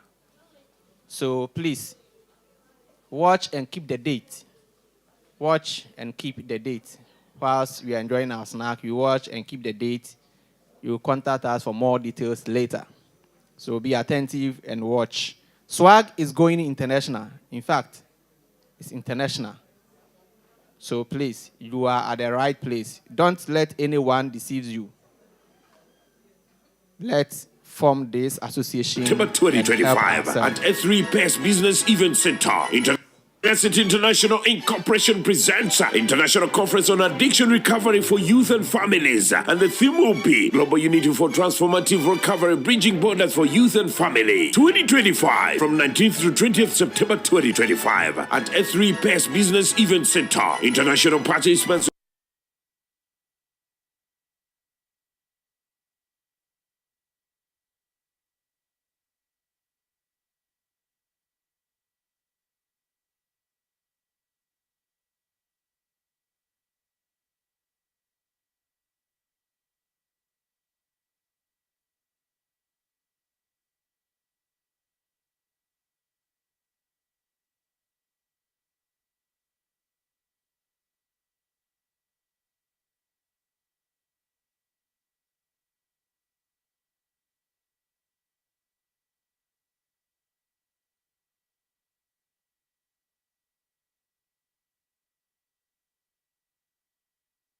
Leadership International Incorporation presents International Conference on Addiction Recovery for Youth and Families. And the theme will be Global Unity for Transformative Recovery, Bridging Borders for Youth and Family. 2025 from 19th to 20th September 2025 at S3 Best Business Event Center. International participants will pay $400 Canadian.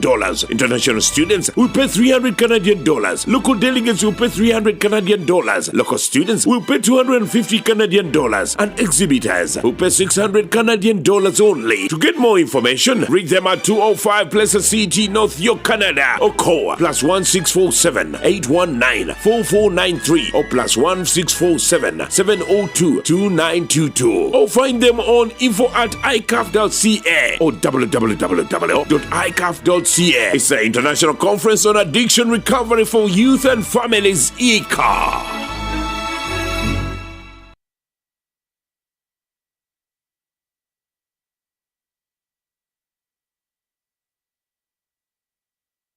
Okay, so to the presidential aspirants of both the NPP and the NDC, about 2 weeks ago I made a video requesting that you tell us a little bit about your plans for social protection infrastructure.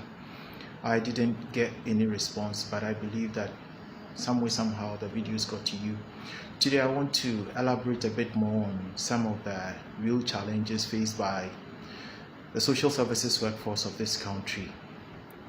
So throughout the country, our community development officers, our social welfare officers work within environments that lack basic resources. Let me use space as an example. The offices that they work in are usually inadequate in terms of space. So in most of these offices, you go and you see that about 5 or 6 officers have to share a single office space, which is inadequate. The problem that creates is that the woman who is suffering from marital rape, who is coming to the social welfare office, needs some form of privacy. In addition to the ability to build trust with the social welfare officer, they need some form of privacy in order to be able to truly express themselves. In the same way, the man who is being abused by his wife, because of all the social stigma around this particular phenomenon, when they come to the social welfare office, they need some form of privacy in order to have heart-to-heart conversation with the social welfare officer. There are so many people going through emotional, psychological challenges who really would want to sit down with social welfare officers. However, when they come to the office, because the officers themselves do not have enough space to enable this privacy, mostly they tend not to engage or they go back. So there are so many people who are unable to take full advantage of our social welfare services because of inadequate space in these offices. For our community development officers, they often have to go into the communities to engage with people, to educate, to create awareness, and to help community members live the best lives for themselves. Nonetheless, as they work under various local government offices, they don't have access to cars that will allow them to go into these communities, and often they have to compete with other departments at the local level in order to get access to transportation. There are some times when their work with the criminal justice system requires that they go and take someone who has been identified in the community as being lost and take them to the hospital. But there are no specific resources for them to do that. So sometimes they have to take their own money out of pocket to do it. These are some of the resource challenges that these officers face. When it comes to office equipment, basic access to computer and technology. You see, the work of the social welfare officers is such that it is important that they keep records of the cases that come to their office. Whenever there is a child welfare case, they have to keep records of this particular case so that they can continue to follow the welfare and development of the children involved until a time when the family is well off and able to take care of their own children, or when the children become adults and independent. However, in most of the offices across the country, access to basic computers and internet are not available. And so they are forced to use manual forms of record keeping. Over years, it becomes very difficult to track the history of specific cases. So once again, the question I ask, what plans do you have for our social services workforce and for our social protection infrastructure? Do you have any plans to ensure that the space available to social welfare officers to conduct interviews that will help enhance the emotional, psychological well-being of people are improved? Do you have any plans of ensuring that the resources available to community development officers are improved so that they can go into the communities, follow up on cases, and ensure that communities are doing well and that families and groups are doing well within these communities?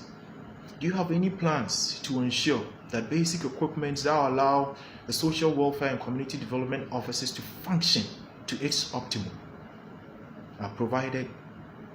We are all interested and we hope that you give us a response. Thank you.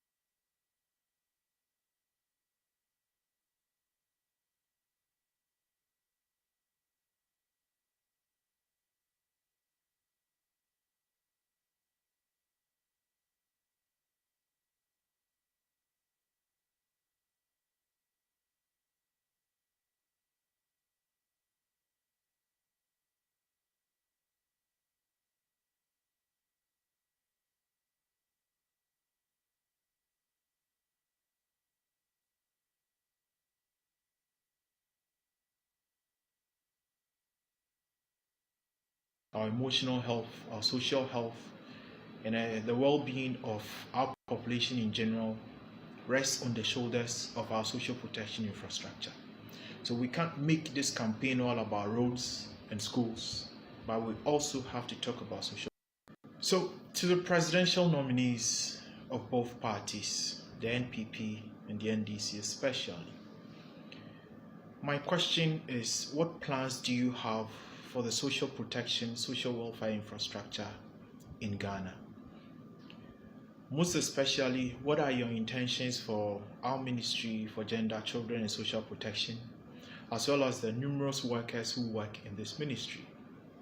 And my question emerged from this concern that we have people who are trained from our various public universities as social workers who are working in various offices across this country as social welfare officers. They have the potential to make an impact in hospitals to help patients and medical officers to promote inclusive and holistic healthcare for patients. They have the potential to assist teachers in schools and parents to ensure the well-being of children within the educational system. They have the potential to assist children who are in contact with the law, as well as vulnerable populations who have to navigate their way through the legal system.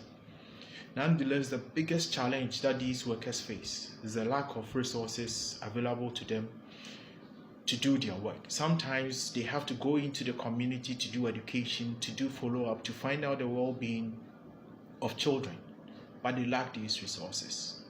So what plans do you have for the Ministry of Gender, Children and Social Protection, as well as the numerous workers who work in this ministry?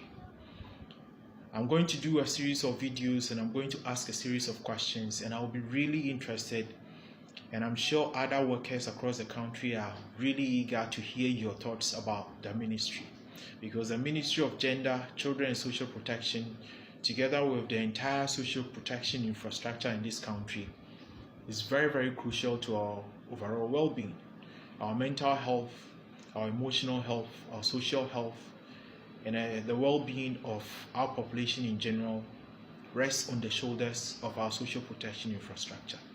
So we can't make this campaign all about roads and schools, but we also have to talk about social protection. I hope this video will get to you, and I hope you give it the attention that it needs. Thank you, and I'll be coming to you once again. Thank you.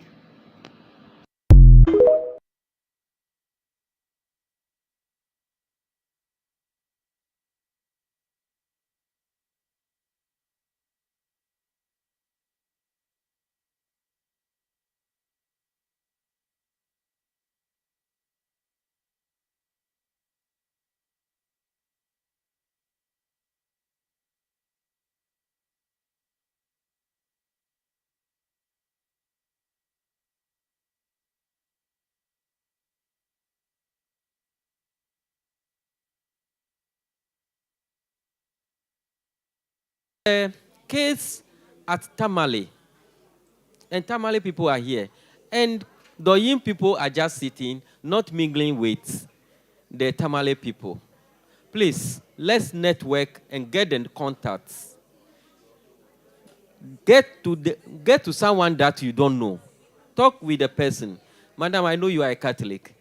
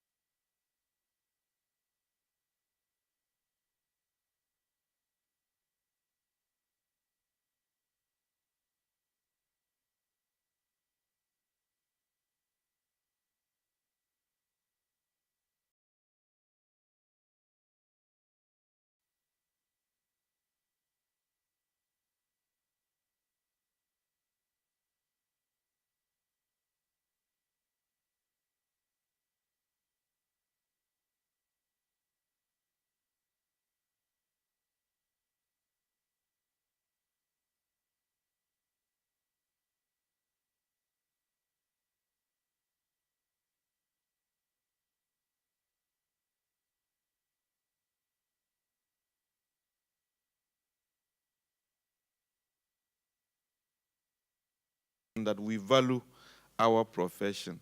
And I know our president conveniently has changed the topic because I was preparing to come and discuss, social workers in targeting and enrollment of beneficiaries of social intervention as contained in your, if you like, program. And I don't know whether I have to, yes. So naturally, we are very critical in issues of social intervention, social protection. And I don't see any difference between even social protection and social work. It's one and the same. And so from the onset where beneficiary selection for a program all the way to the cash out, if it's a cash out, if it's a cash program, or if it's in-kind program, the social welfare is central. The social welfare officer is central. So we'd want to look at what is selection, for instance. And for some of you that I have engaged with, we know that ages back we are talking about universal versus selective targeting. So in service provision, it's either you deal with universal or selective services. Selective is where you pick some few. That means that you would have to use a criteria to pick the people. So my focus here is to look at the selected program, the targeted program. How do we come in as social workers? It's a very dicey issue when it comes to getting people for benefits. If you don't take them as a social worker, they would cane you in your community because they would think you are biased.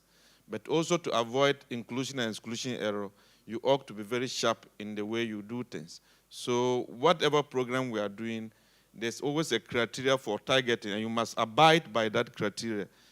For instance, with the LEAP program where I come from, our focus is on those who are extremely poor. How do we get these extreme poor people?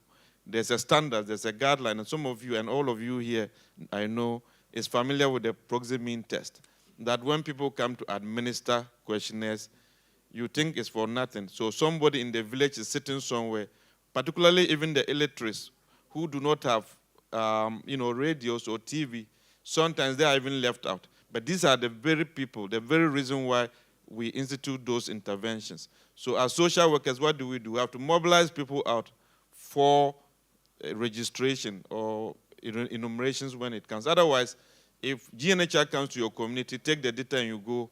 And then we come to select people from that data. Those who are really poor may not be covered because they didn't come out. So our role is to make sure that we kind of mobilize people for enumerations. Once that is done, we would apply the PMT. There's a way of calculating it.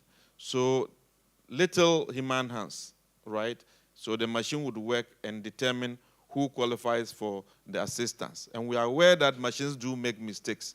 And when that is the reason why we have introduced the community validation. So whatever happens, we'll still come to you social welfare officers in the various communities to ascertain whether the numbers we are bringing, whether they qualify for the program. So we do community validation together with other stakeholders within the community. You know them, the assembly members, the elders, and some people that are opinion leaders that know a lot within the community to help ascertain whether this person is qualified for the service. Once the person is qualified for the service, we will then enroll them into the program.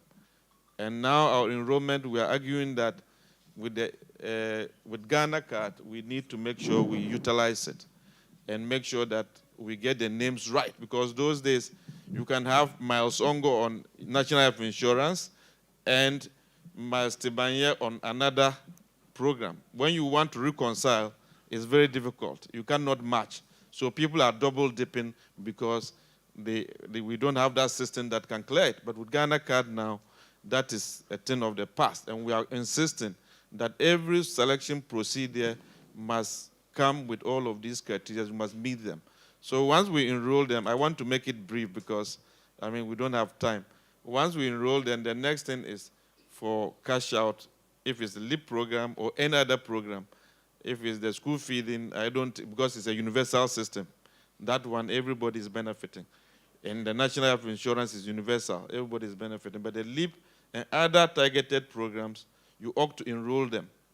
And after enrolling them, then you can start introducing them to the intervention. So these are the processes we go through, and at every stage, the social welfare officer is pivotal from the start, that's selection to enrollment, and even payment. A lot of the payment system that we have advanced in LEAP is the suggestions of social welfare officers. In fact, we piloted some of them, it worked, and by the feedback we got from them suggested that others that didn't work, for instance, we were to do Momo, we piloted Momo and eSwitch. We found that with the feedback we got from the decentralized system, the sub-national structures, we noticed that the way to go was with the eSwitch, and that's what we are doing. So your role is so massive as long as social protection is concerned, and you are social protection experts within the decentralized system. There's nobody that can do it better than you do. So I would wait for questions, just so that this summary, those who we engage in class will know that, this is about 3-hour thing we have summarized. Thank you very much. Thank you.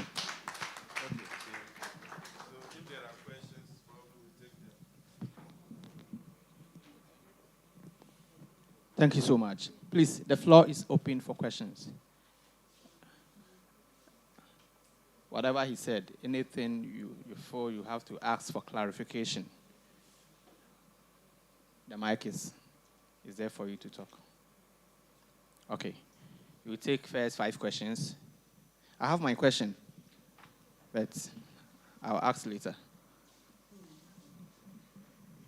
Okay, thank you.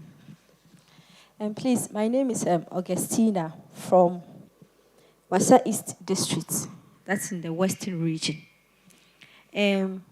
For me personally, I don't like when you praise me so much because I know the job, I can do it.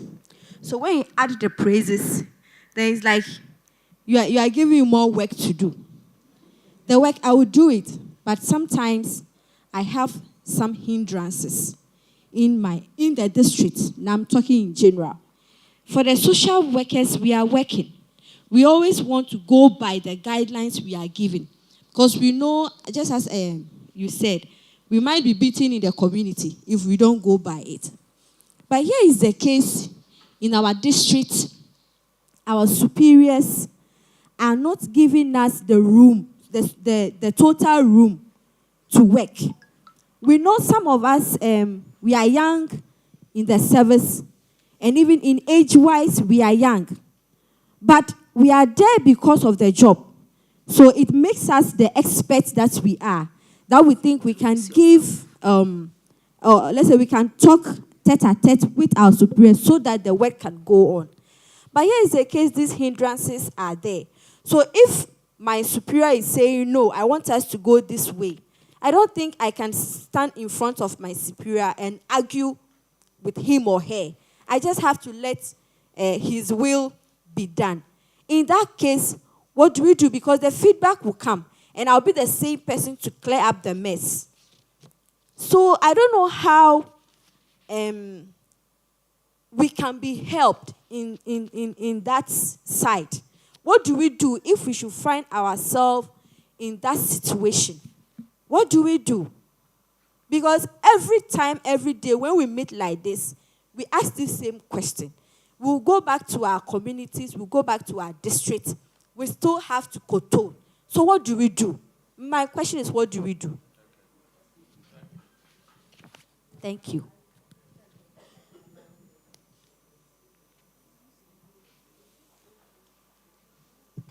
Okay, thank you. Please, will you take the question? Or Well, it depends on you. someone else? Discretion. Okay.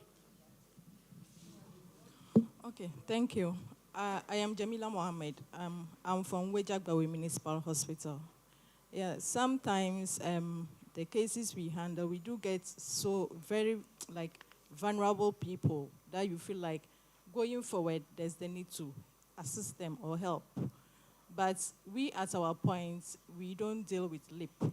So how do we make such a case referral for continuous assistance? Thank you. Thank you so much. Please, we would like to take the response from you. Okay. Pass. Right. Augustina, what do you do? It's a difficult one. And I think that as social workers, really, we should be apt with our professional ethics. We have principles that we are guided by. There's no way we should ever compromise with our professional ethics, with our principles. It's very important. Now, I say this also keeping in mind that you must respect your bosses and what have you. But I'm also sure that if your boss asks you to go and steal, you probably will not go and steal. But I'm also sure that there are some of the things that you may disagree with your boss and you make it clear. If he pushes you to do it and you have no option and you do it, but it's on record. That's why we also always argue that to protect ourselves, try to put things on record, right? Yes. So a lot of these things that we do, I mean, you become a boss one day. I mean, people are going, I will go on retirement, people will take over from me. You are eventually getting there, you'll be a boss. Okay, you'd expect that people should respect you. So the same way you have to respect your boss. And I think that as social workers, the profession is so good that it helps us to have our own ingenuity. Where there's a difficult situation, sometimes it's the social worker that is called on to make it mild. And so if you know of all of this, you are able to coexist with your boss, and in the end, you would be able to overcome what you do. I don't have any specific problem you have presented that I will tell you this is how to go about it. But I would advise that in as much as you respect your boss, you should also follow your principles, follow your ethics. And that would guide you. Because yes.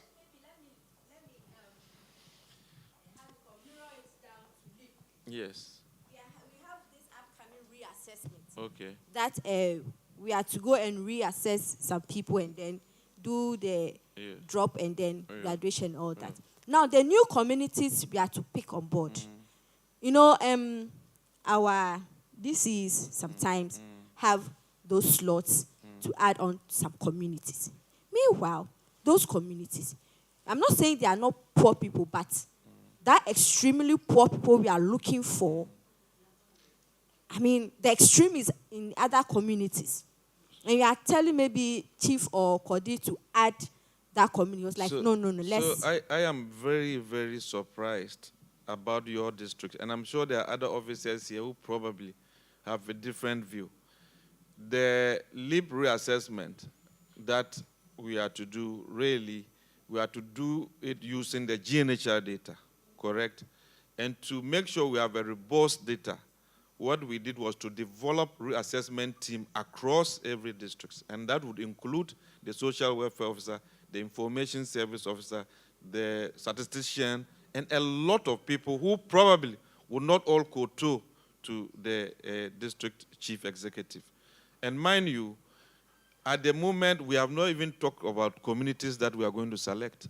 All we are doing is to equip you to make sure you are able to sensitize the beneficiaries, including the stakeholders, so they know this is not a political exercise. So they know, as I would be addressing Jamila's case, that you must bring on board the most vulnerable who probably do not have a radio to hear the advert or televisions to see the advert to be enumerated. That as a social worker, when those enumerators who are recruited by the fence comes to the community, they must do the work and do it well. They can't lazy around trees and come back to Accra. They can't answer the questions the way they, haphazardly, so that we do not have good data. That is the role of the reassessment team, of which you are part. So where and I'm surprised though, your district, they have started selecting communities. Not yet. So we are not. Not yet. Yes, so that's why I'm surprised, because see, we are not selecting communities now. GNHR will go to and take almost every community. Then, even with the reassessment and selection, we are going to develop quota for every district. So it's not going to be evenly distributed. It is going to be done in line with poverty ranking. So if Labadi is poorer than Osu, certainly Labadi will get more numbers than Osu. And when we come there, I've already walked you through the processes involved in selection. when we apply the PMT and the result says that ABCD is qualified, we will still come to you as social worker, welfare officers. If at that particular point the DC brings his person who is not in that list, the DC's person cannot qualify. Even if the DC's person qualifies and you, the reassessment team, other stakeholders feel that this man has 10 cows and have any whatever, there's no way we can do it. And because of the support of DPs and what have you, we are making this as objective as possible, and we are trying to eliminate as much as possible the inclusion error. As much as possible, the inclusion error. All right? So if it's that, yes, your bosses are pushing you to, you have a way of reporting to case management. The single window is there, say 02, whatever, 800, 800, 800, blah, blah, blah. Call them and let them know this is what is happening there. It can be an anonymous call, so that we would immediately come to your community and deal with these issues. And for Jamila, I hope, again, it's not a walk-in payment. I hope, we pray that one day people can come and say these vulnerables are affected. We will look at the PNT and bring them on board. But we wait until government says take 350, take 400. We expand to meet that. When people are being removed because of death and other things, then we have a room to also add on. So my best bet is from the very onset, make sure these vulnerable within you know them. They avail themselves for enumeration, and once they qualify, they qualify. If we or the PMT says they are not qualified and they get to the community, you can contest. We take grievances, we allow for contestation, and we are able to resolve and bring on board your people. So get active in all of this, from the selection to enrollment, and even payment. I know of a lot of case management issues. If we throw it here, I can see some of my class people, they don't want to go there, and I will never be able to walk out from here. But because we know that we are introducing some things to navigate around this, and I have presented a paper to the World Bank to look at the decentralized structure. We know that even now your motorbikes, and I'm sure some of you are asking for cars. So we pray, very soon we'll give you fresh motorbikes, we'll give you computers. We've been equipping you, right? So we'll continue to do that. Thank you very much. Thank you. So, yes, as you have taken the mic, I would like you to introduce yourself, because we were 3 and you joined, so I wanted to do that. So, okay, thank you very much for this great opportunity. My name is Albert Anamo, Regional Director, Department of Community Development, Northern Region, Tamale. Please, I just want to add a little to my sister question. Sometimes we, the officers, I mean social welfare and community development officers, we shouldn't position ourselves as if we have the authority to do all. When we position ourselves that way, that's where we have those problems. Especially Northern Region, we equally have similar issues, but we normally inform them or tell them that, oh, we are not in a position to select. The selection team will come, and they will come with text, or they will come with a method, provided the people that you want them to be part, provided they qualify, they will be included. So when you say that, you exonerate yourself. But if you position yourself as if you can help, that's where you get these problems. This is what I just want to add to what my boss said. Thank you very much. thank you very much. Mr. Divine, sorry, I didn't introduce. I'm the National Financial Secretary for SWAG. Thank you. Okay. Someone has a question here. Okay. This is just to ask about. Okay, this is just to ask about SWAG. You know, some of us are members here to just observe for the 2 days, but we are not part of SWAG.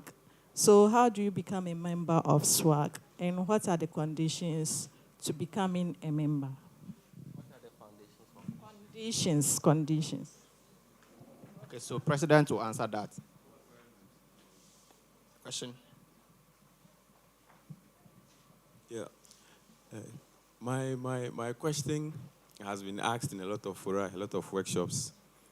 And your officers have done their best in trying to answer it, but often it comes to nothing. It's about the focal person mobilization incentive. with this upcoming reassessment exercise, they are going to play a very key role. If it's going to be a success, we would need them to give their best. And so I would want to know what are the plans towards, incentivizing these community focal persons to be able to assist us to ensure that the reassessment is a success. My name is Kennedy Wepia Sedu, DSW for SUTF South, Ahafo region. Thank you. Please, is the question clear for you? Okay.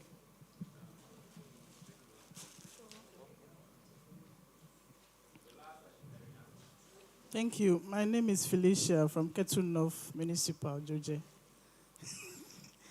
Director, the issue of targeting and enrollment and the issue of inclusion and exclusion errors.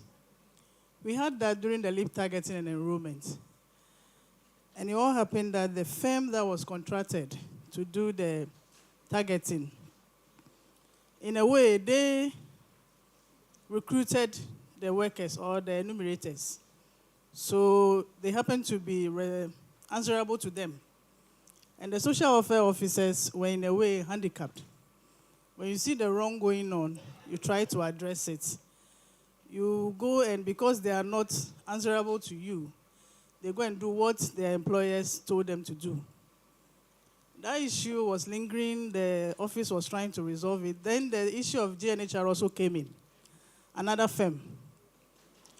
And that was, should I take me to West? Because they were working with targets. The number you are able to enumerate determines your pay.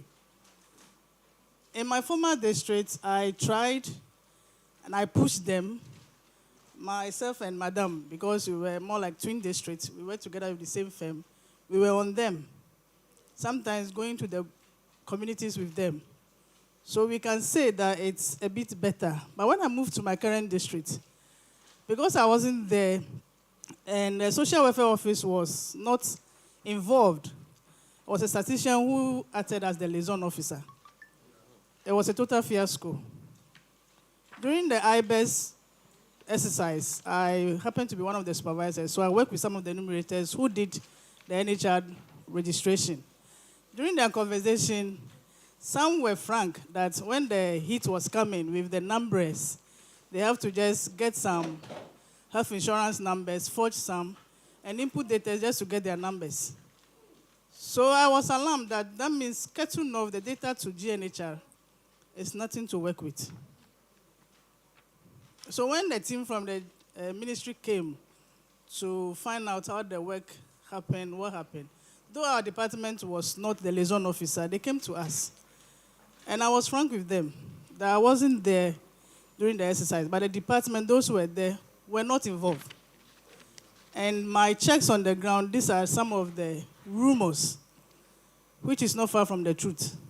So if that data is going to be used, then we should be prepared for more of the inclusion and exclusion errors.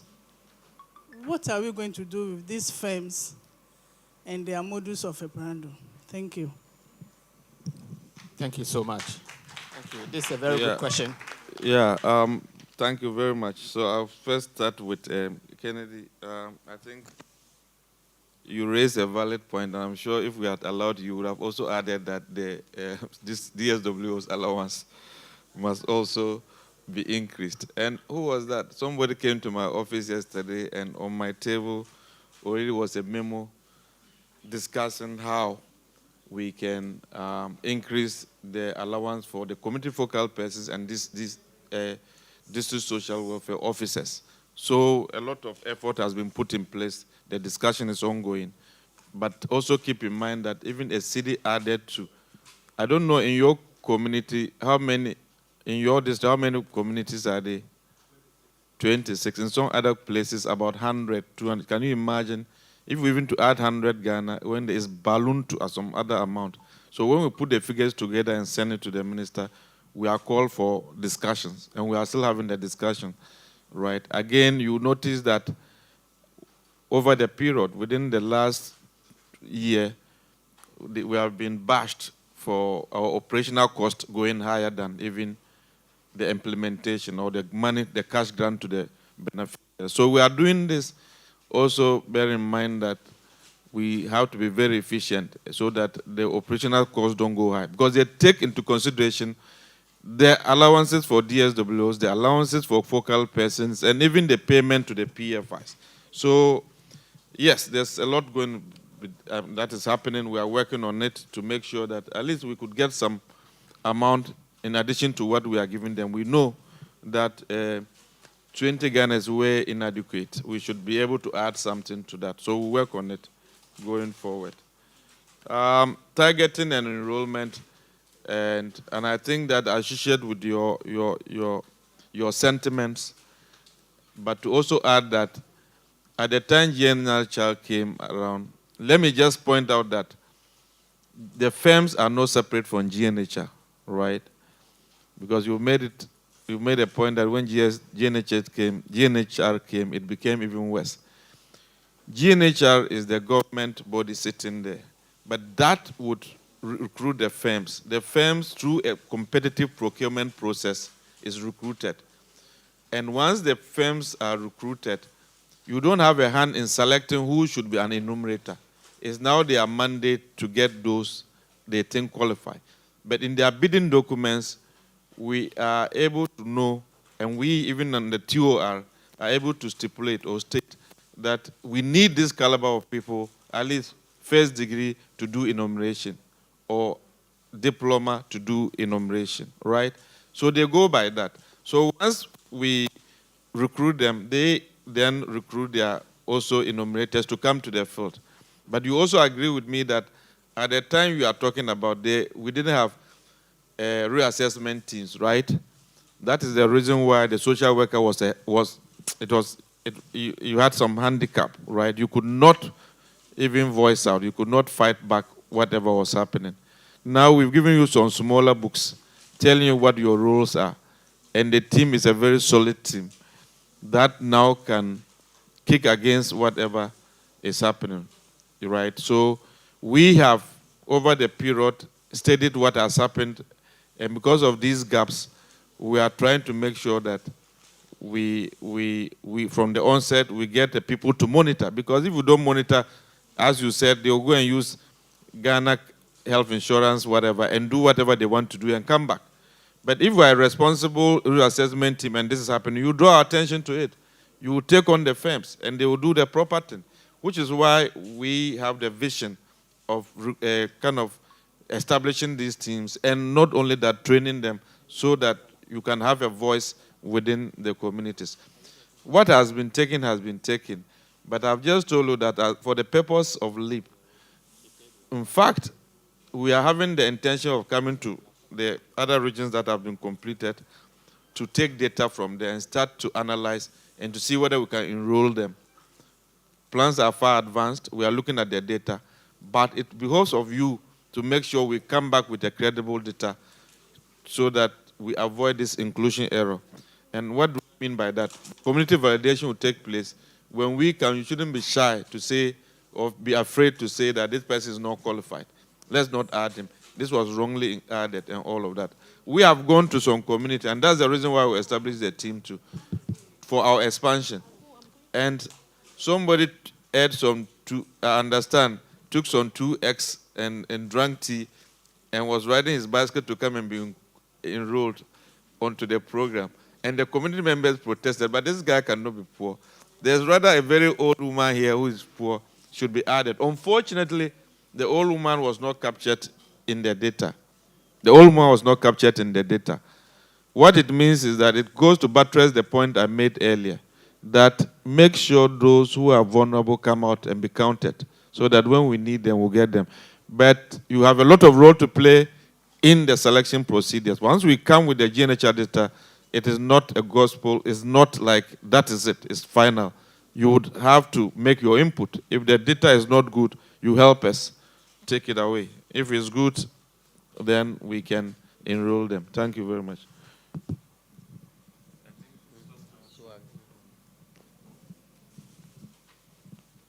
Hello. Thank you. If I understand your question, you are asking how to be a SWAG member. Am I right? And the requirements. Thank you. To be a SWAG member is just simple. It's just simple. You needed to be a practicing social worker, not necessarily in government sector. NGOs are there and others. That is the basic requirement. Then you inform us of your intention, and we will send the form to you via WhatsApp or any means. It's electronic. You will fill it.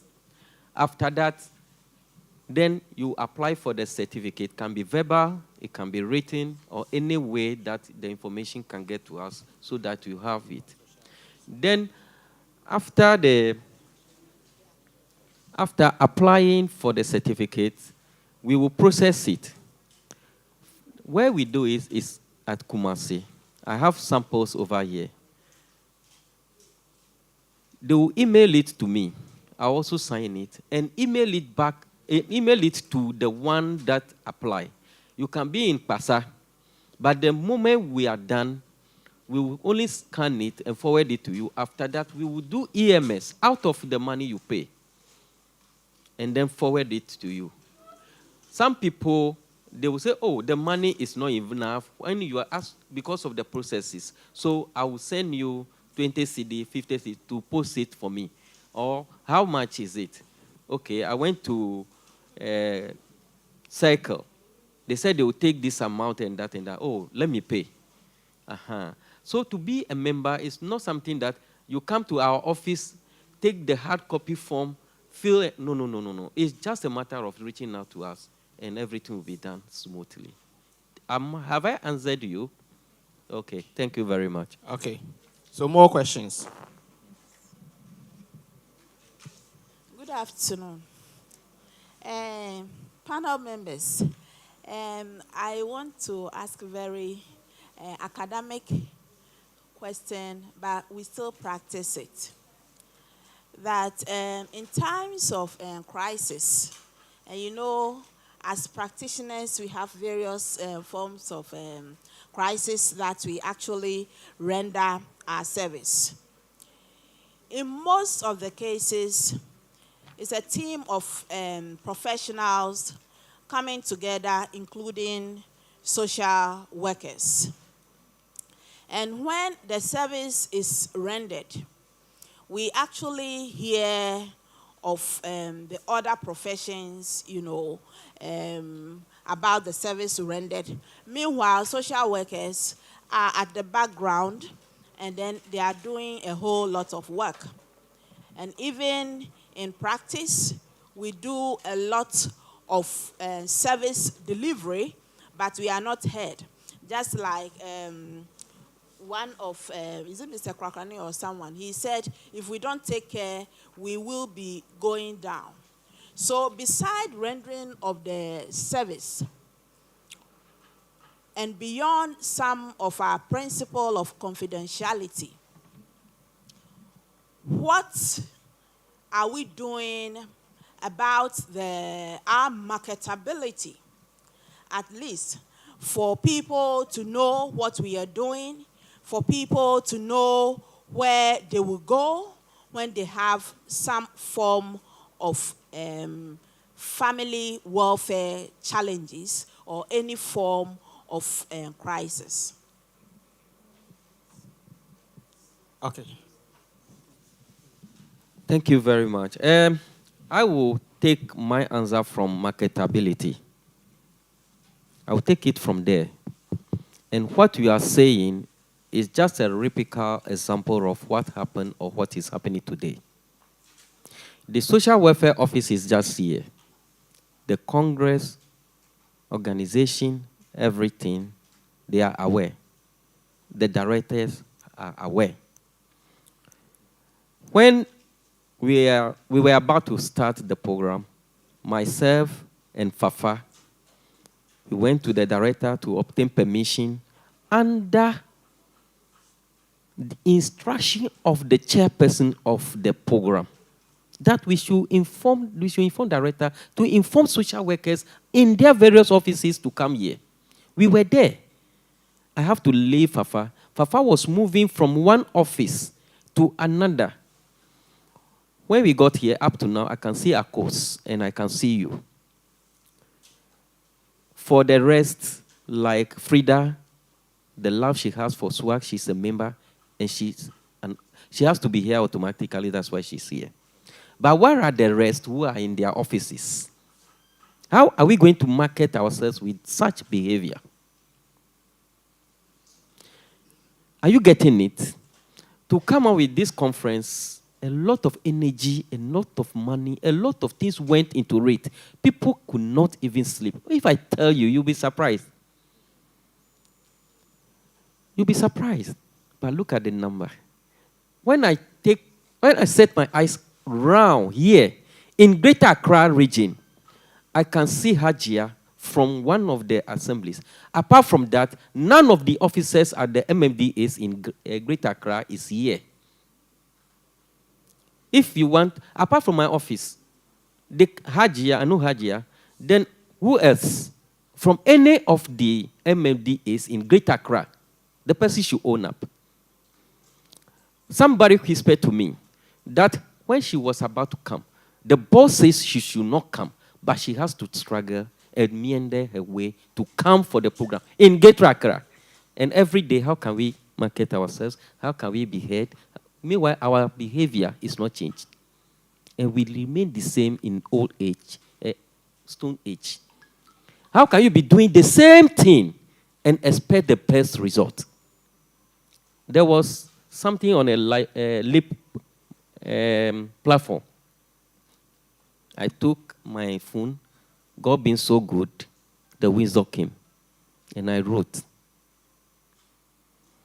what is happening to social welfare officers is not coming from outside. The enemy is within. You can go and check.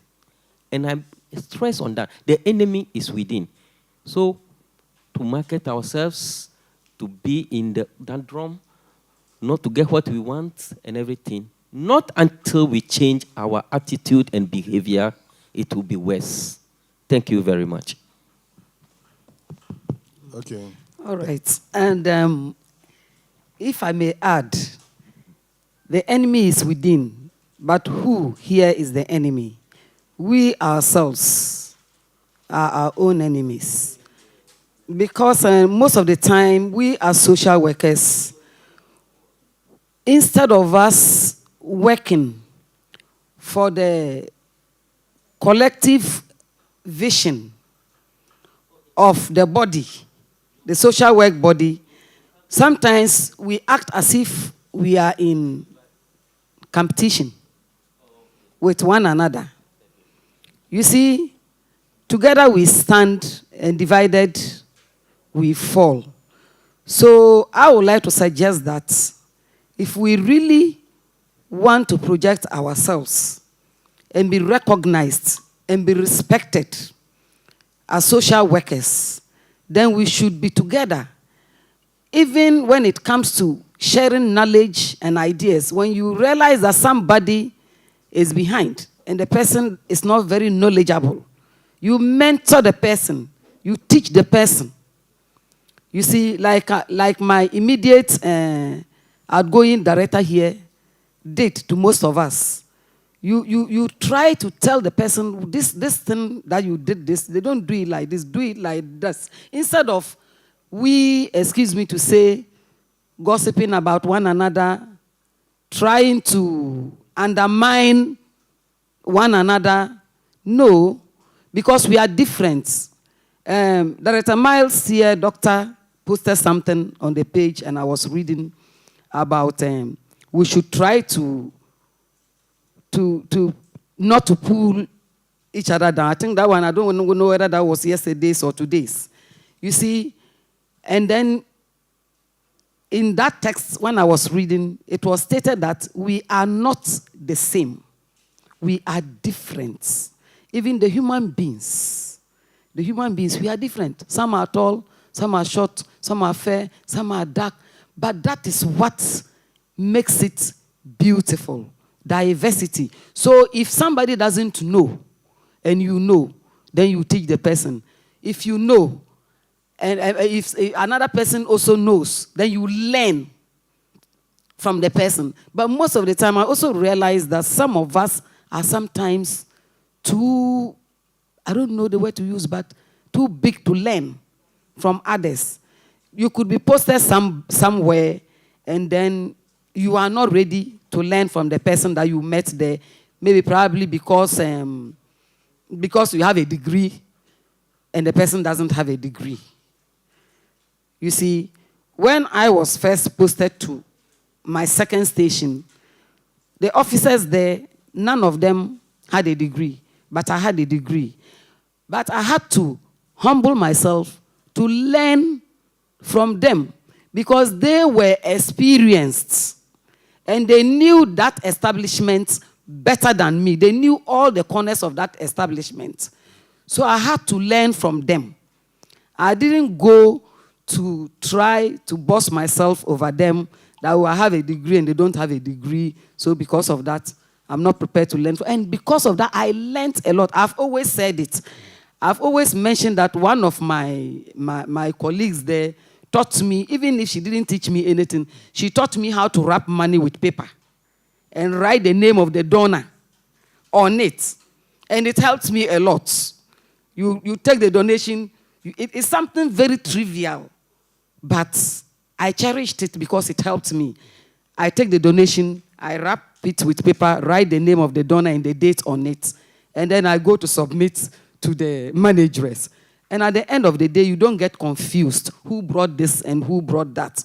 So we should be ready to learn from one another and to also teach one another how to go about our work. And then also, when you are posted to a particular establishment, let's take it, for instance, the hospitals and other places. Maybe you are on secondment somewhere or something. You should be able to carry yourself in such a way that the people that you are working with over there, even though they are not social workers, they will see the importance of social work. But when you go, and then you are not able to project yourself, to carry yourself well, to show that you know your work, you know what you are doing, then they will end up disrespecting us. Because there was a time I went to Ridge Hospital, and what I saw there marveled me. I was like, wow. So you have all this. Yes, the hospital authorities, they've given us this, they've given us that, they've given us that. I said, oh, wonderful. But later, when I sat down and thought about it, I realized that the officer there was able to establish a very good rapport with the hospital administration. And she was able to command respect from them. She made them to know and to understand that she knows her job. And she knows what she's about. She's on top of her job. And so because of that, anything she asks of, if it is within their means, they give her. So let us please be up and doing in our own small ways. Then together, we'll go high. Thank you. I think a lot, Vic, has been said, and I think with the social work profession, if we have to market it, we have to be deliberate and intentional about it. And Mr. Kakari's talks this morning demonstrates how we all should behave as social workers so we can champion our profession. I am happy to know that over the past decade, a lot of social workers are moving on, particularly education and what have you. It used not to be like that. But now, a lot of them have their PhDs, masters, lawyers, and what have you. What we lack is unity, especially at the decentralized level. You find that if there are planning officers, they're probably happy pushing each other so that one day one can be a coordinating director. But the social welfare officer would want to pull his friend down when he's moving from ASDO to SDO. He's busily fighting him to bring him down. But you see, if the social welfare officer, and I had some people that worked under me in when I first started, right, and they are coordinating directors now, anytime they are championing the cause of social work. So that's very critical. If you don't want to coexist with your own brother, with the same profession, to push up that person so that you can push up the profession, then you would have lost it. And so other professions are doing that. They protect each other, and they are very ethical and professional. All the things we have to do Fortunately for social work, we've been taught in school. If you are able to abide by them, we're okay. Now we go to even the community. When I was in the district, I mean, in a very hot weather, but I was wearing tie. When I have to sit on cases and what have you, I pretended I was a lawyer, you know. But I was doing that. And when the people come, they're happy to talk to you. They just cannot, because the way you even dress, they'll come and see you and may not be excited talking to you. You can't even solve your own problem. You want to help us solve our problem. So we need to take that seriously. Our character must be apt.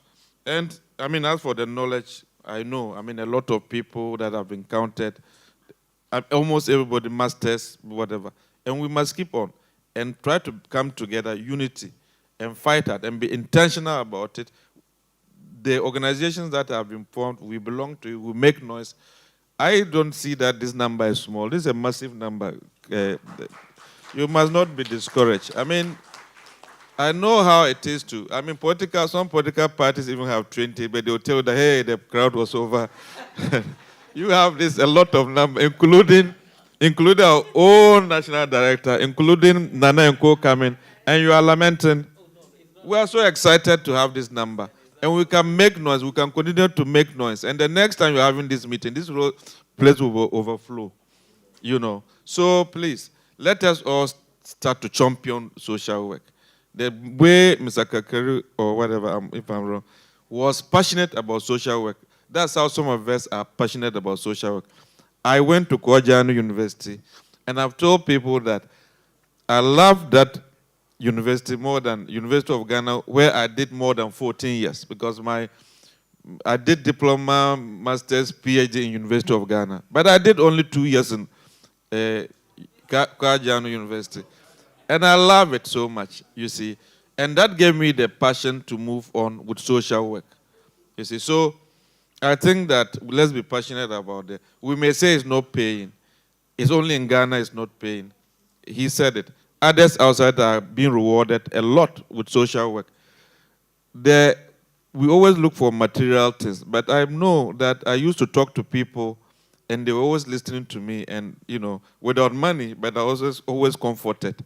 To the extent that some will even carry you for lunch just to hear from you, you know. So let us use our profession very well, and we would champion it. Okay? Right. Thank you. Thank you very much. I think they said it all. What I just want to add is we need to respect ourselves. If we respect ourselves, I don't think we'll be having problems at the MMDS level. I use myself as a practical example, especially when I was at the district, specifically Tolong. No one called me by my name except director, because I always take my work very serious. And when you have a problem, even if I don't know, I will go to seek. I will go to ask. Those who know it, they always help me to solve that problem. And anywhere I am going, for a workshop or for a training, I write a memo, they honor it. And when you check my office currently, my office, when you check my office, it looks like a coordinating director office. Through the support of partners, I was able to actually furnish the office very well before I moved to the regional level. So sometimes it is how we ourselves position ourselves and how we relate to officers in charge. At least we need to be serious on our work. When you are serious on your work, certainly you will be given the attention. But when you are not serious yourself, people will come and they will say, that officer, he doesn't even come to work, he does this, he does this. So we need to be up and doing, and we'll get it. And like the bosses already said, up now, the position is open to all of us. We can equally be a coordinating directors. It's not more like the olden days whereby it's only the administrative class that can head a district. Now it is open to everybody. So we need to, it's an opportunity open to all of us, whether you are an agric, you are a social welfare, you are a planning, you are a budget. When they even see you that you are rising, they give you respect. Recently, we just came for a coordinating director interview. We are hoping that we will go through. We are challenging them. So there's a hope for us. There's a hope for social development class. This is the only thing I want to add. Thank you very much.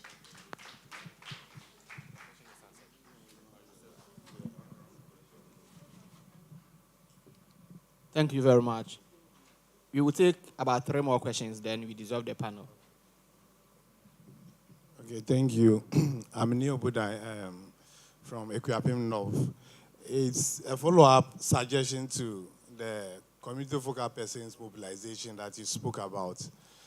I'm just giving a suggestion. Is it not good, because the budget continues to be ballooning, is it not good we use some of the beneficiaries within the groups to become focal persons, so that even if it's not increased, they own up the whole group, so that anytime there is a cash out section, they go out there to mobilize the people for the cash out section. Thank you.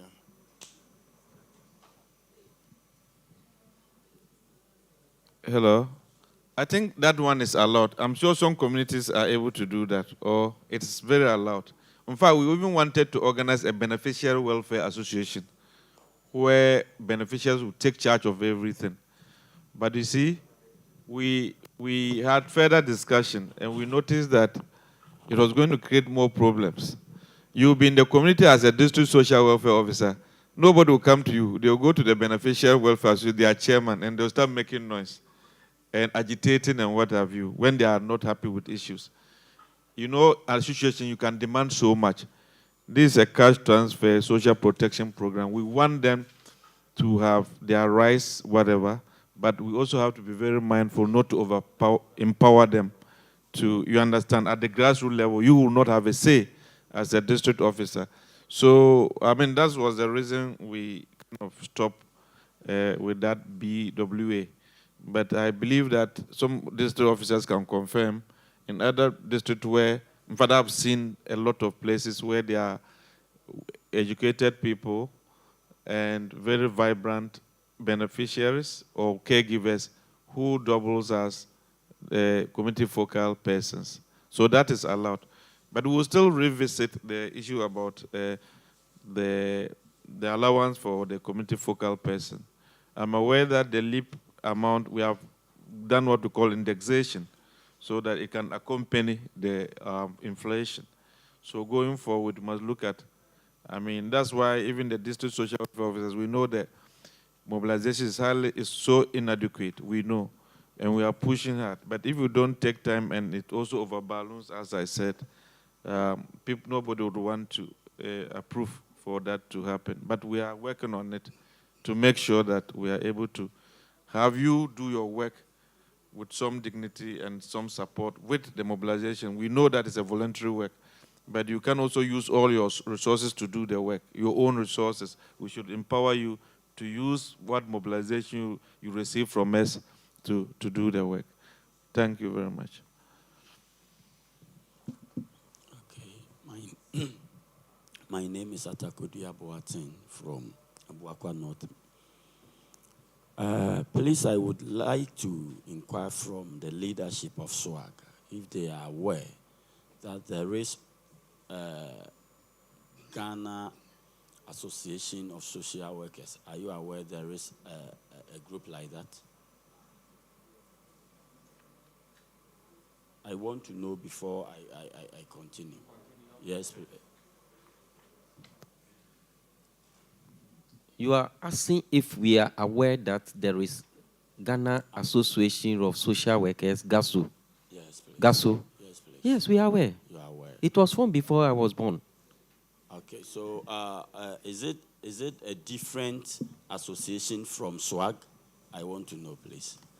Please, can you land before, then we take everything together? Please, with all due respect. Well, the point I want to build is that I see that we have two different associations, all at the national level. This is SWAG, Social Workers Association of Ghana, and there is Ghana Social Workers Association. Now, we are struggling to find our feet. Here is the case: we don't have a united front. So I want to know, as we want to find our feet, and we don't have one group or a united front, how are we going to do it? And if there is, this will be a simple, a humble suggestion that if there are two associations, I would suggest that the leadership of these two groups should meet and see how best we can merge to become a one group. Thank you very much. Thank you. Can I? All right, thank you. Can we respond? Can okay, we respond? So respond. So we take the last one. Okay. Who has the last question?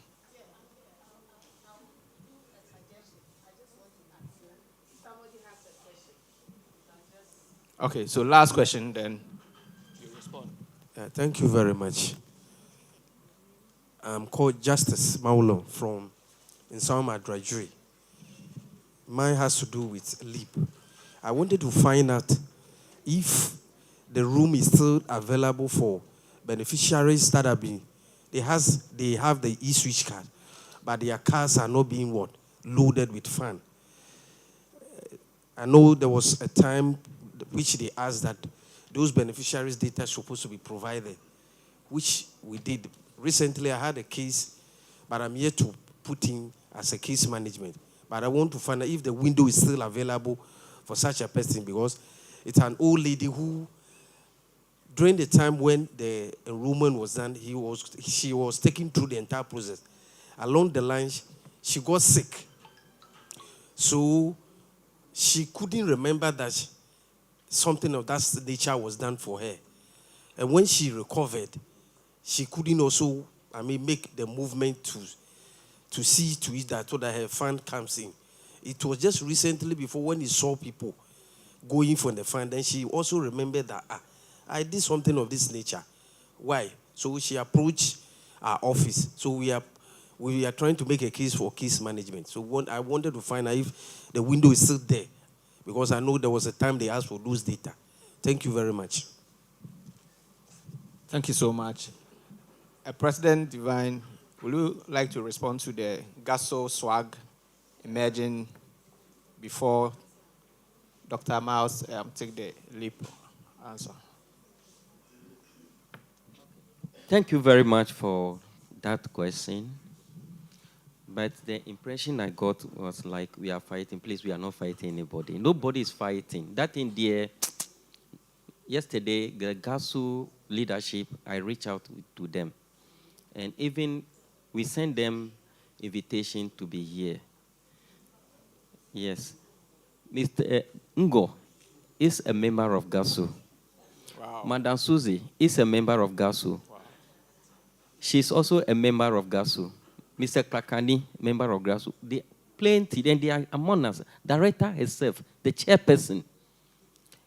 A lot. But one thing that a lot of us are not aware of is that the International Federation of Social Workers criteria, you can have 1,001 social work movement, association, or whatever. You can have as many as you can. But it's only one that has to register with the International Federation. That is it. Now, let's come home. With the Ghana's constitution, there is a clause that says that freedom of association, meaning you can form your own association and you can join any association of your choice. Now, why swag? There was a time, not far, when we were merged or we were migrated from the civil service to local government service. We were left as if we were orphans. I suffered a lot of injustices. Not me alone. We were many. Reports were made, cries were made, but nobody listened to us. We reached out even to GSW to come to our aid. Promotional issues,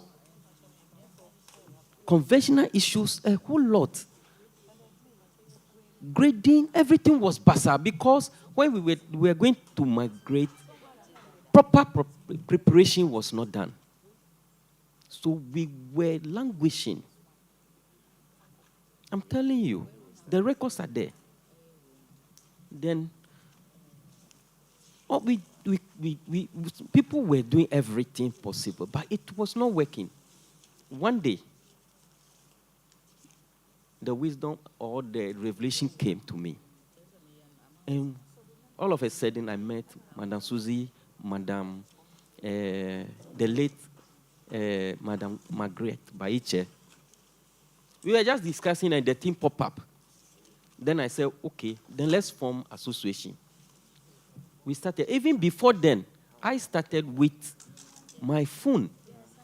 I contacted Archibald, Maria Mensah, a lot of seasoned social workers. They agreed. We were on.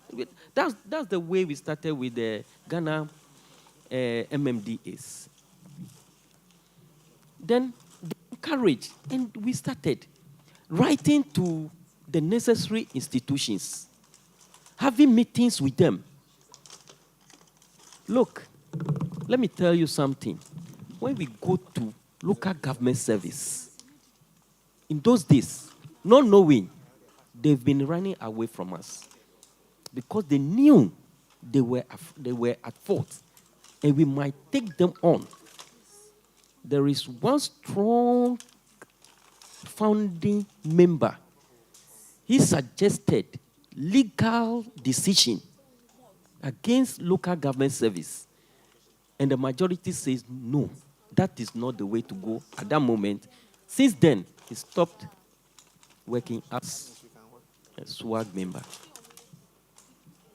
Are you getting the history? Now, with that, we were moving on. God being so good, they heard our cries. That was the time they did the mass promotion and upgrading. For the first time, they have not done it again.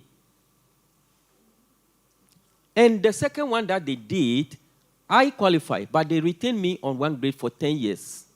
It was last year or this year that I was moved to principal, which I was supposed to have in 2017. I'm telling you. Now, as we were going to begin the formation of SWAG, we made a lot of efforts to meet GSW so that, if possible, we can synergize. May Mr. Adongo, the former director, former national director of social welfare, he passed on. May he rest in peace. He was the mediator. He called meetings. Upon meetings, SWAG will be there, GSW will not come. He will call, we go. That was when I got to know that he has an NGO at East Legon. We go to his office, not once, not twice. GSW will not come. The only time we met GSW member was in his office, and the person is Alexis. When we were introduced, the only thing he said was, oh, the Constitution says we can form numerous association, freedom of association, so we can also go ahead. Since everything was done, but we could not meet them. Recently, I met one of their leaders. And I said, she came to me first that we need to come together. I said, oh, fine. Then you just put it into writing, we move. She says she can't do that, and they are not going to do it. And I said, oh, that's all. You see, so, but the impression should not be created anywhere as if there is fight. There is no fight. When GSW organize a program and they invite me, I'll be the first person to be there, and all SWAG members are ready to be there. But let's come to this example. Let's look at the teachers' front. We have NAT, we have NAGRAT, we have Concerned Teachers Association, and I'm understanding that other ones are coming. When you get to the medical front, we have all nurses have it, almost all of them. Are you getting it? So please, we are not fighting, and it's our basic fundamental right. And we are on course. God being so good, we are on course. Thank you very much. Thank you. I think you have a very vibrant president. Good. Let's give it to him. Let's give it to him. You know, for the president to be able to move me here, a GASO member, he's a very strong man. And for GASO, right, as he rightly said, Mr. Adongo was there, Alexis was there, and we tried to revamp GASO. At one point, it was defunct, and we tried to revamp GASO. But what is more critical for GASO is to push for a law that would respect the professional social worker. So that is what GASO is busily saying, and I'm sure Director, under the time she was there in office, under her, I mean, we've made some move, and I believe we'll continue till we get everything. I think lawyer mentioned it. So GASO is working hard for that. I can see that you are more vibrant, regular meetings, what have you, and I hope that GASO will follow the same example. And then we have so many meetings. Yeah. On the lip, whatever, those who have still, you can bring them, right? We can look at it. I remember that we asked you to get us such data for rest. For some reason, some people didn't come with it. But you have a special case, just talk to us and bring the list of those you think. And I'm sure the media is not recording. What I notice is that some officers also take advantage of the system, particularly some of the lists, when the people are not coming to be enrolled, they find a way of doing a lot of things. I wouldn't be able to mention it here. We have had our privileged information. I cannot let that out, okay? But with such cases, you can, we look at it, we can get a team to come investigate, and we can enroll the person. Thank you very much.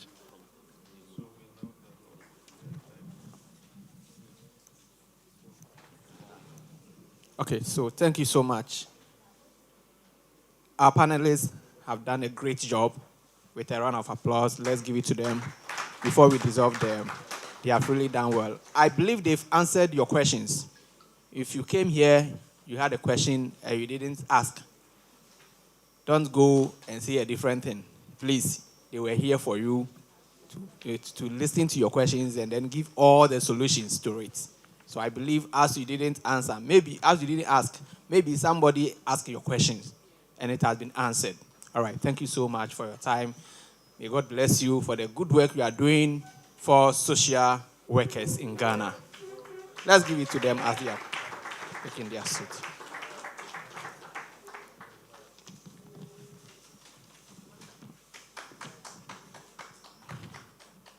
All right, so we were supposed to take our last, but you postponed that one to tomorrow, which is also very important. All right, so we'll postpone that one to tomorrow's activity, and we'll close for now.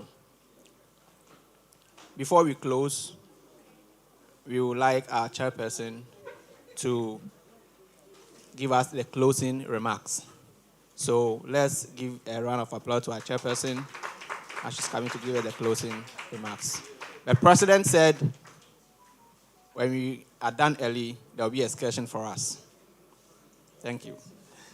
Where are you going? Yeah. Good afternoon.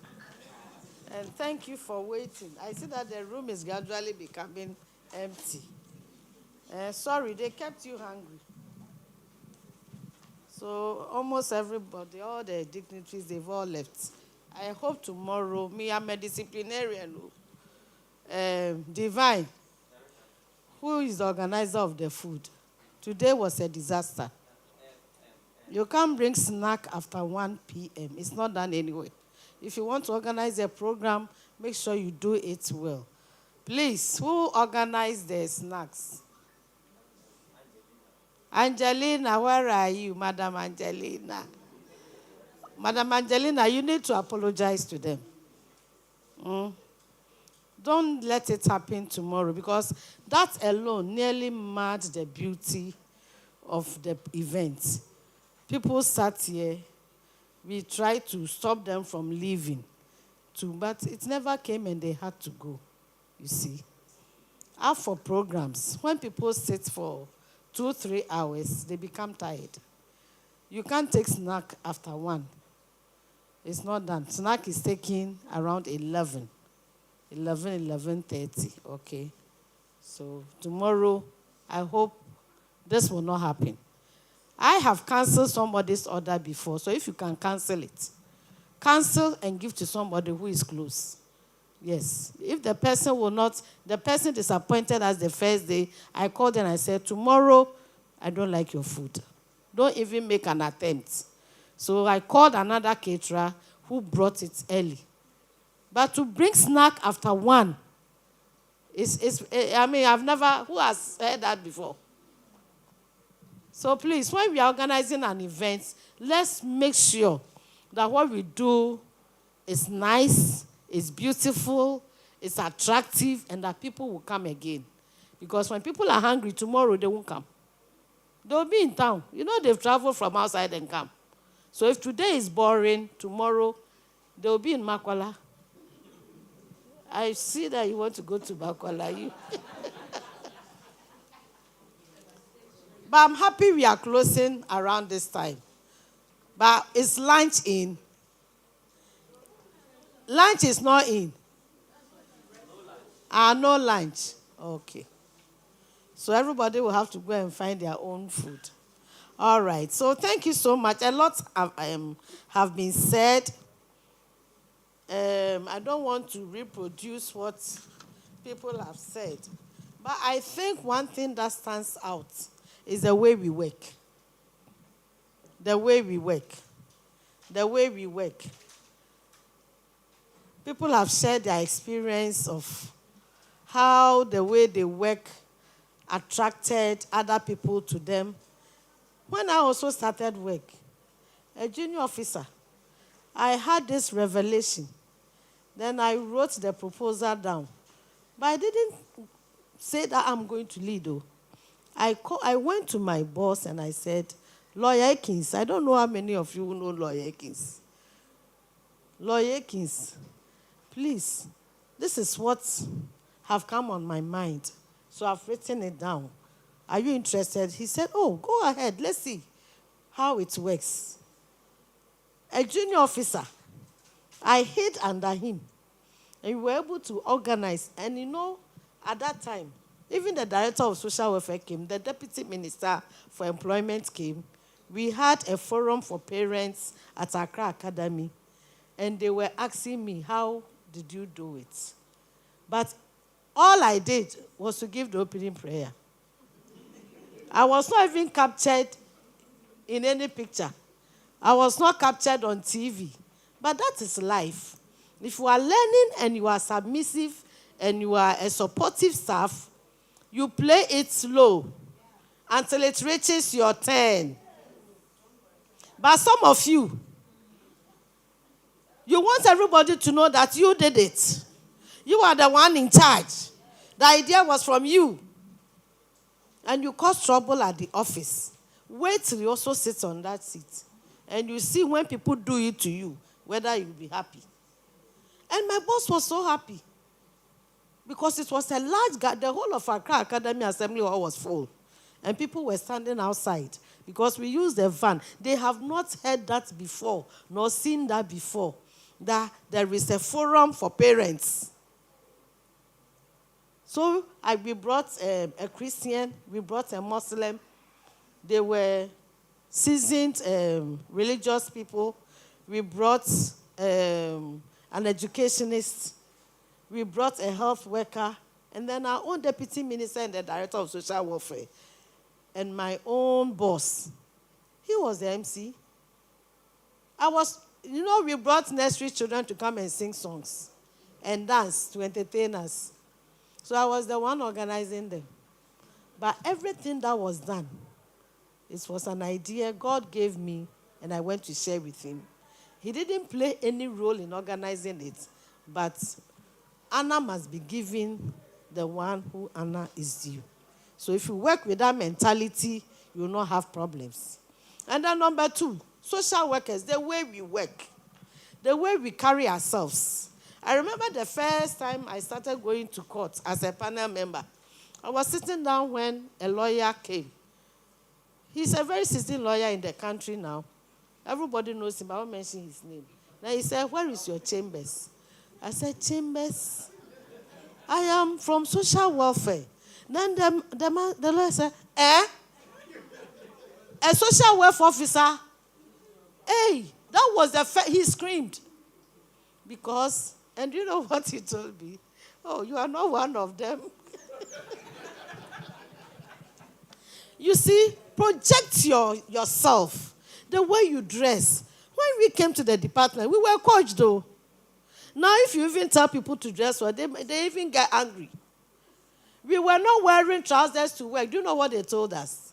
They said no jeans, no short skirts. We should wear kaba and slits and nice dresses. They told us. So we too religiously, we were obeying. Do you know what they said? You'll be meeting people. People will come and seek counsel from you. If they come and they see you, you are in short skirts. You are those days, but now jeans, people wear, even abroad, they wear jeans to work. But it depends on what you put on. If you want a client as a boyfriend, you can expose your vitals. Because the clients, they can't take care of their families, but they come to the office to chase the social workers. I had 2.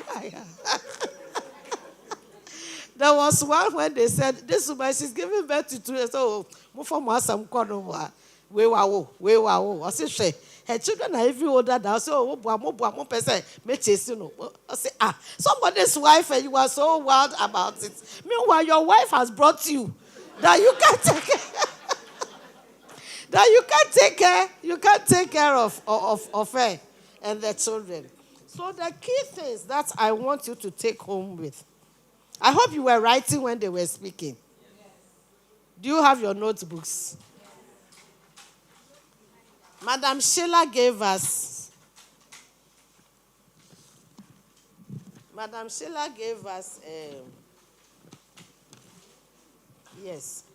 certain things that we need to do. We need to work hard to make sure the social work profession bill is passed. And we should also support the social protection bill, which is at Parliament for it to be passed.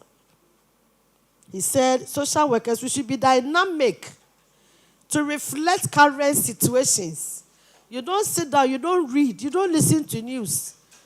Recently, before I left office, a senior officer of social welfare, how many of you, there was a case that was all over. When I called him, he said he hasn't even heard. This case was all over on the news. The news everywhere in papers. Minister called that we should work on it. So I called him. Also until here, we say, but you see, you must listen to the news. You must read the newspapers. You must upgrade yourselves with information. And also read about the work, social work, profession. Read about it. Read about what you can do. We had an online meeting organized by UNICEF. Somebody called from one of the regions that, he has never even done social education before. He thought it was not part of his work. And he's been there for like 10 years. He's been roaming in the region for 10 years. He hasn't organized it. He didn't know. So please, learn about your work. And Auntie Sheila also said, we should make sure that everything we do, we include the local councils, that's the district assemblies, the district to people who are the chiefs and all those people there.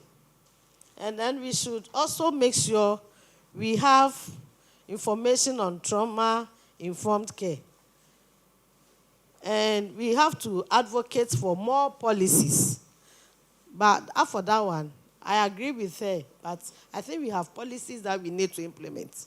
We have a lot of laws, but if you see the need or you see a gap that needs to be addressed, you can propose for it to be addressed. Then we need to have adequate resources. That one, I don't know how a social worker can push for that, but your outputs, you see what you are able to do to support the districts will help you. Because if you work well, the officer who was on the panel said, when you come to his district, everybody calls him director because he's known, he's working. I was once the head of AMA. And one day, I remember I was the first person to get computer for AMA office. I got it from UNICEF. When I got the computer, then I went to the coordinating director. And I told him that if he doesn't come and fix AC, the computer will spoil. Because they say that computers, they have to be protected. And you know, the man just called the procurement officer.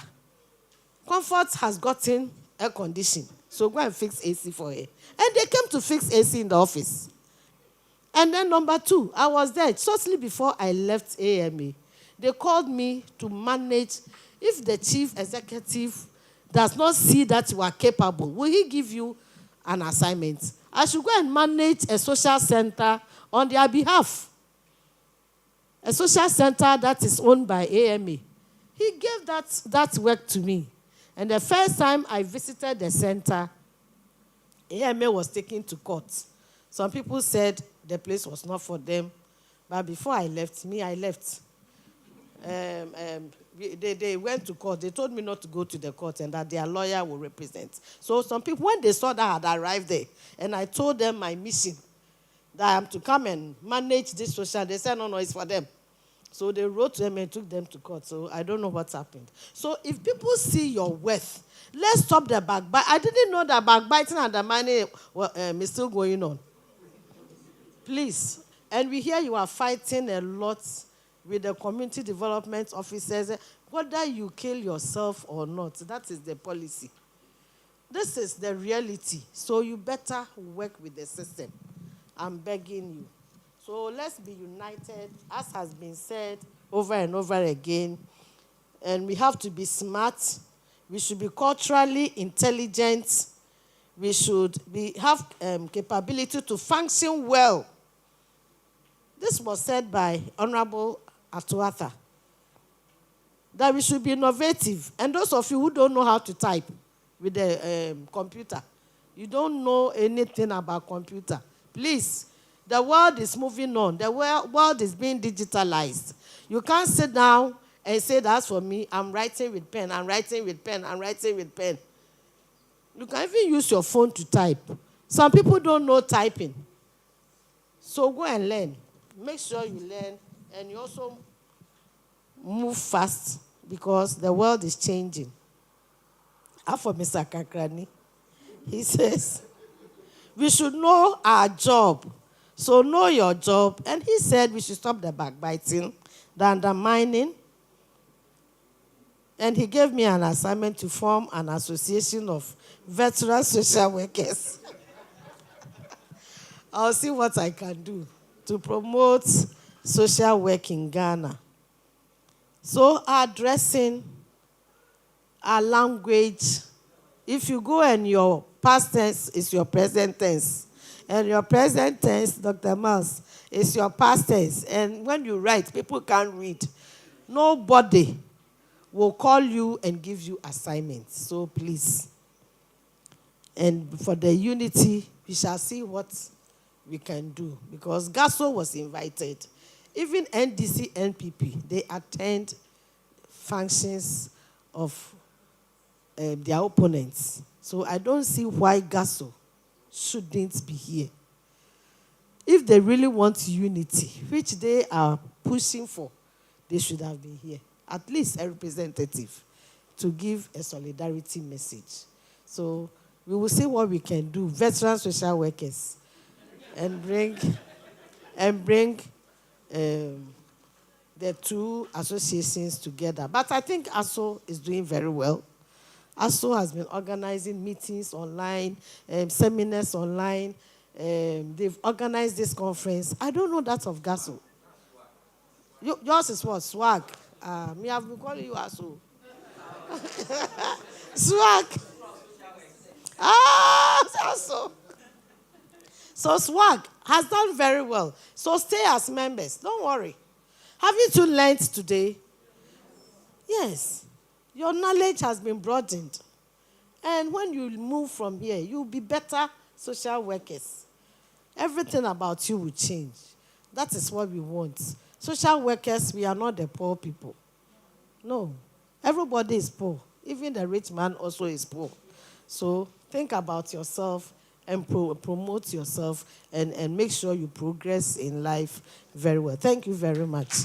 And God bless you. Thank you so much. Let's give it to Madam. Let's do it better. Reverend Doctor, our director, God bless you so much. In fact, I'm in love with your speech. The remarks, the closing remarks. It has touched me. So we shall do our best to do our work well so that all the backbiting and other things we stop and move social work forward.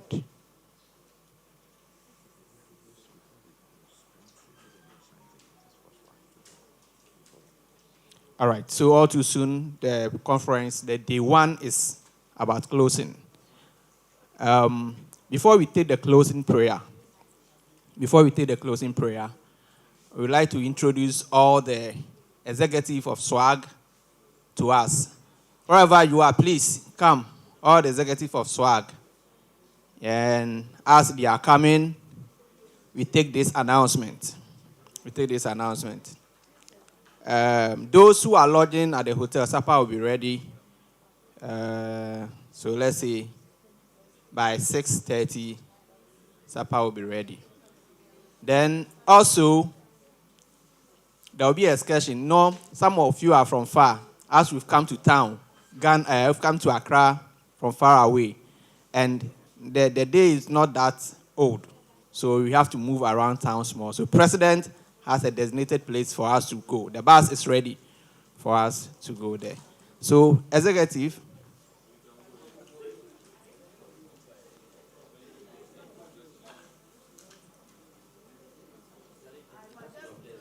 Yeah, so executives, please, let's come here for.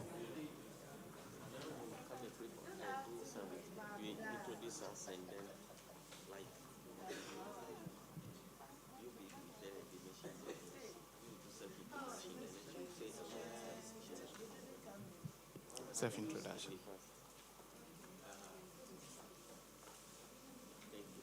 So I'm having the mic, but I will not start. Reverend, you start. You introduce yourself, your position. Then, finally, I'll talk. All right. Social workers. Oh, I didn't hear from here. Social workers. Social workers. Very well. Some have seen me, and some have also heard me on social media, on platform, but we have not met one-on-one. I am Stephen Atejamfi, National Coordinator for SWAG from Ashanti region. I'm Susan Temle Akotia, the Technical Advisor for SWAG.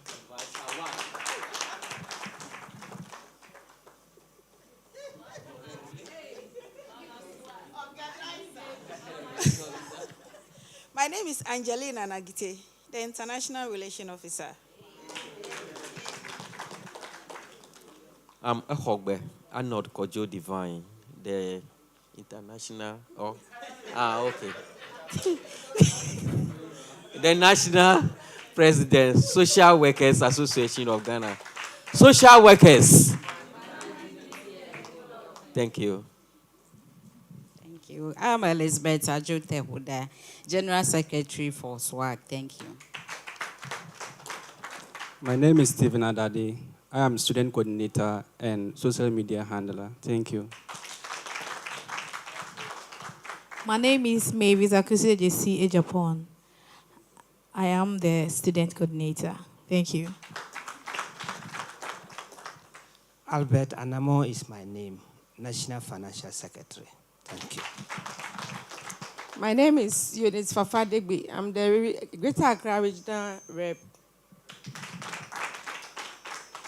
My name is Daniel Danielson in Tiamua. I'm the PRO for SWAG.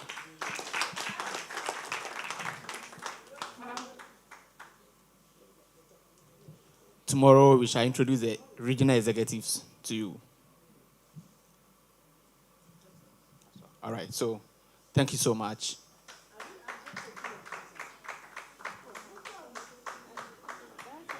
Okay, then Director and Mr. Dr. Miles, can you join us for a picture?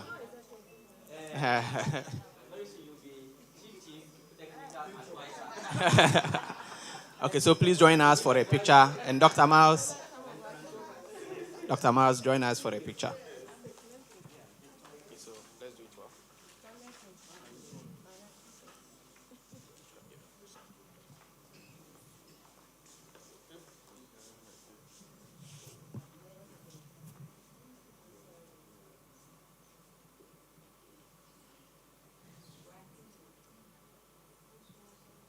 Okay, so thank you so much. Thank you so much. Let's give it up to the executives. Executives, why are there? The LACOS is available. If you need some, contact the registration desk, then you'll be sorted. Tomorrow we are coming very early, so that we close early. We are coming very early, so that we close early. We shall all take our closing, get up and take the closing prayer. Can we be in the mood of prayer? A'udhu billahi minash shaitanir rajim. Bismillahir rahmanir rahim. Alhamdulillahi rabbil alamin. Ar-rahmanir rahim. Maliki yawmiddin. Iyyaka na'budu wa iyyaka nasta'in. Ihdina siratal mustaqim. Siratal ladzina an'amta alayhim. Ghayril maghdubi alayhim waladdallin. Amen. We pray that whatever has been said here will be put in good use. Amen. And may God bless SWAG and bless all our executives and us all. Amen.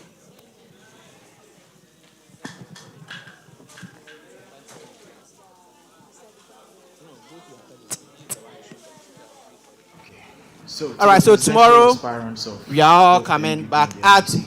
8:30. We About 2 start. weeks ago, I made Tomorrow a at video 8:30 we start. Safe journey.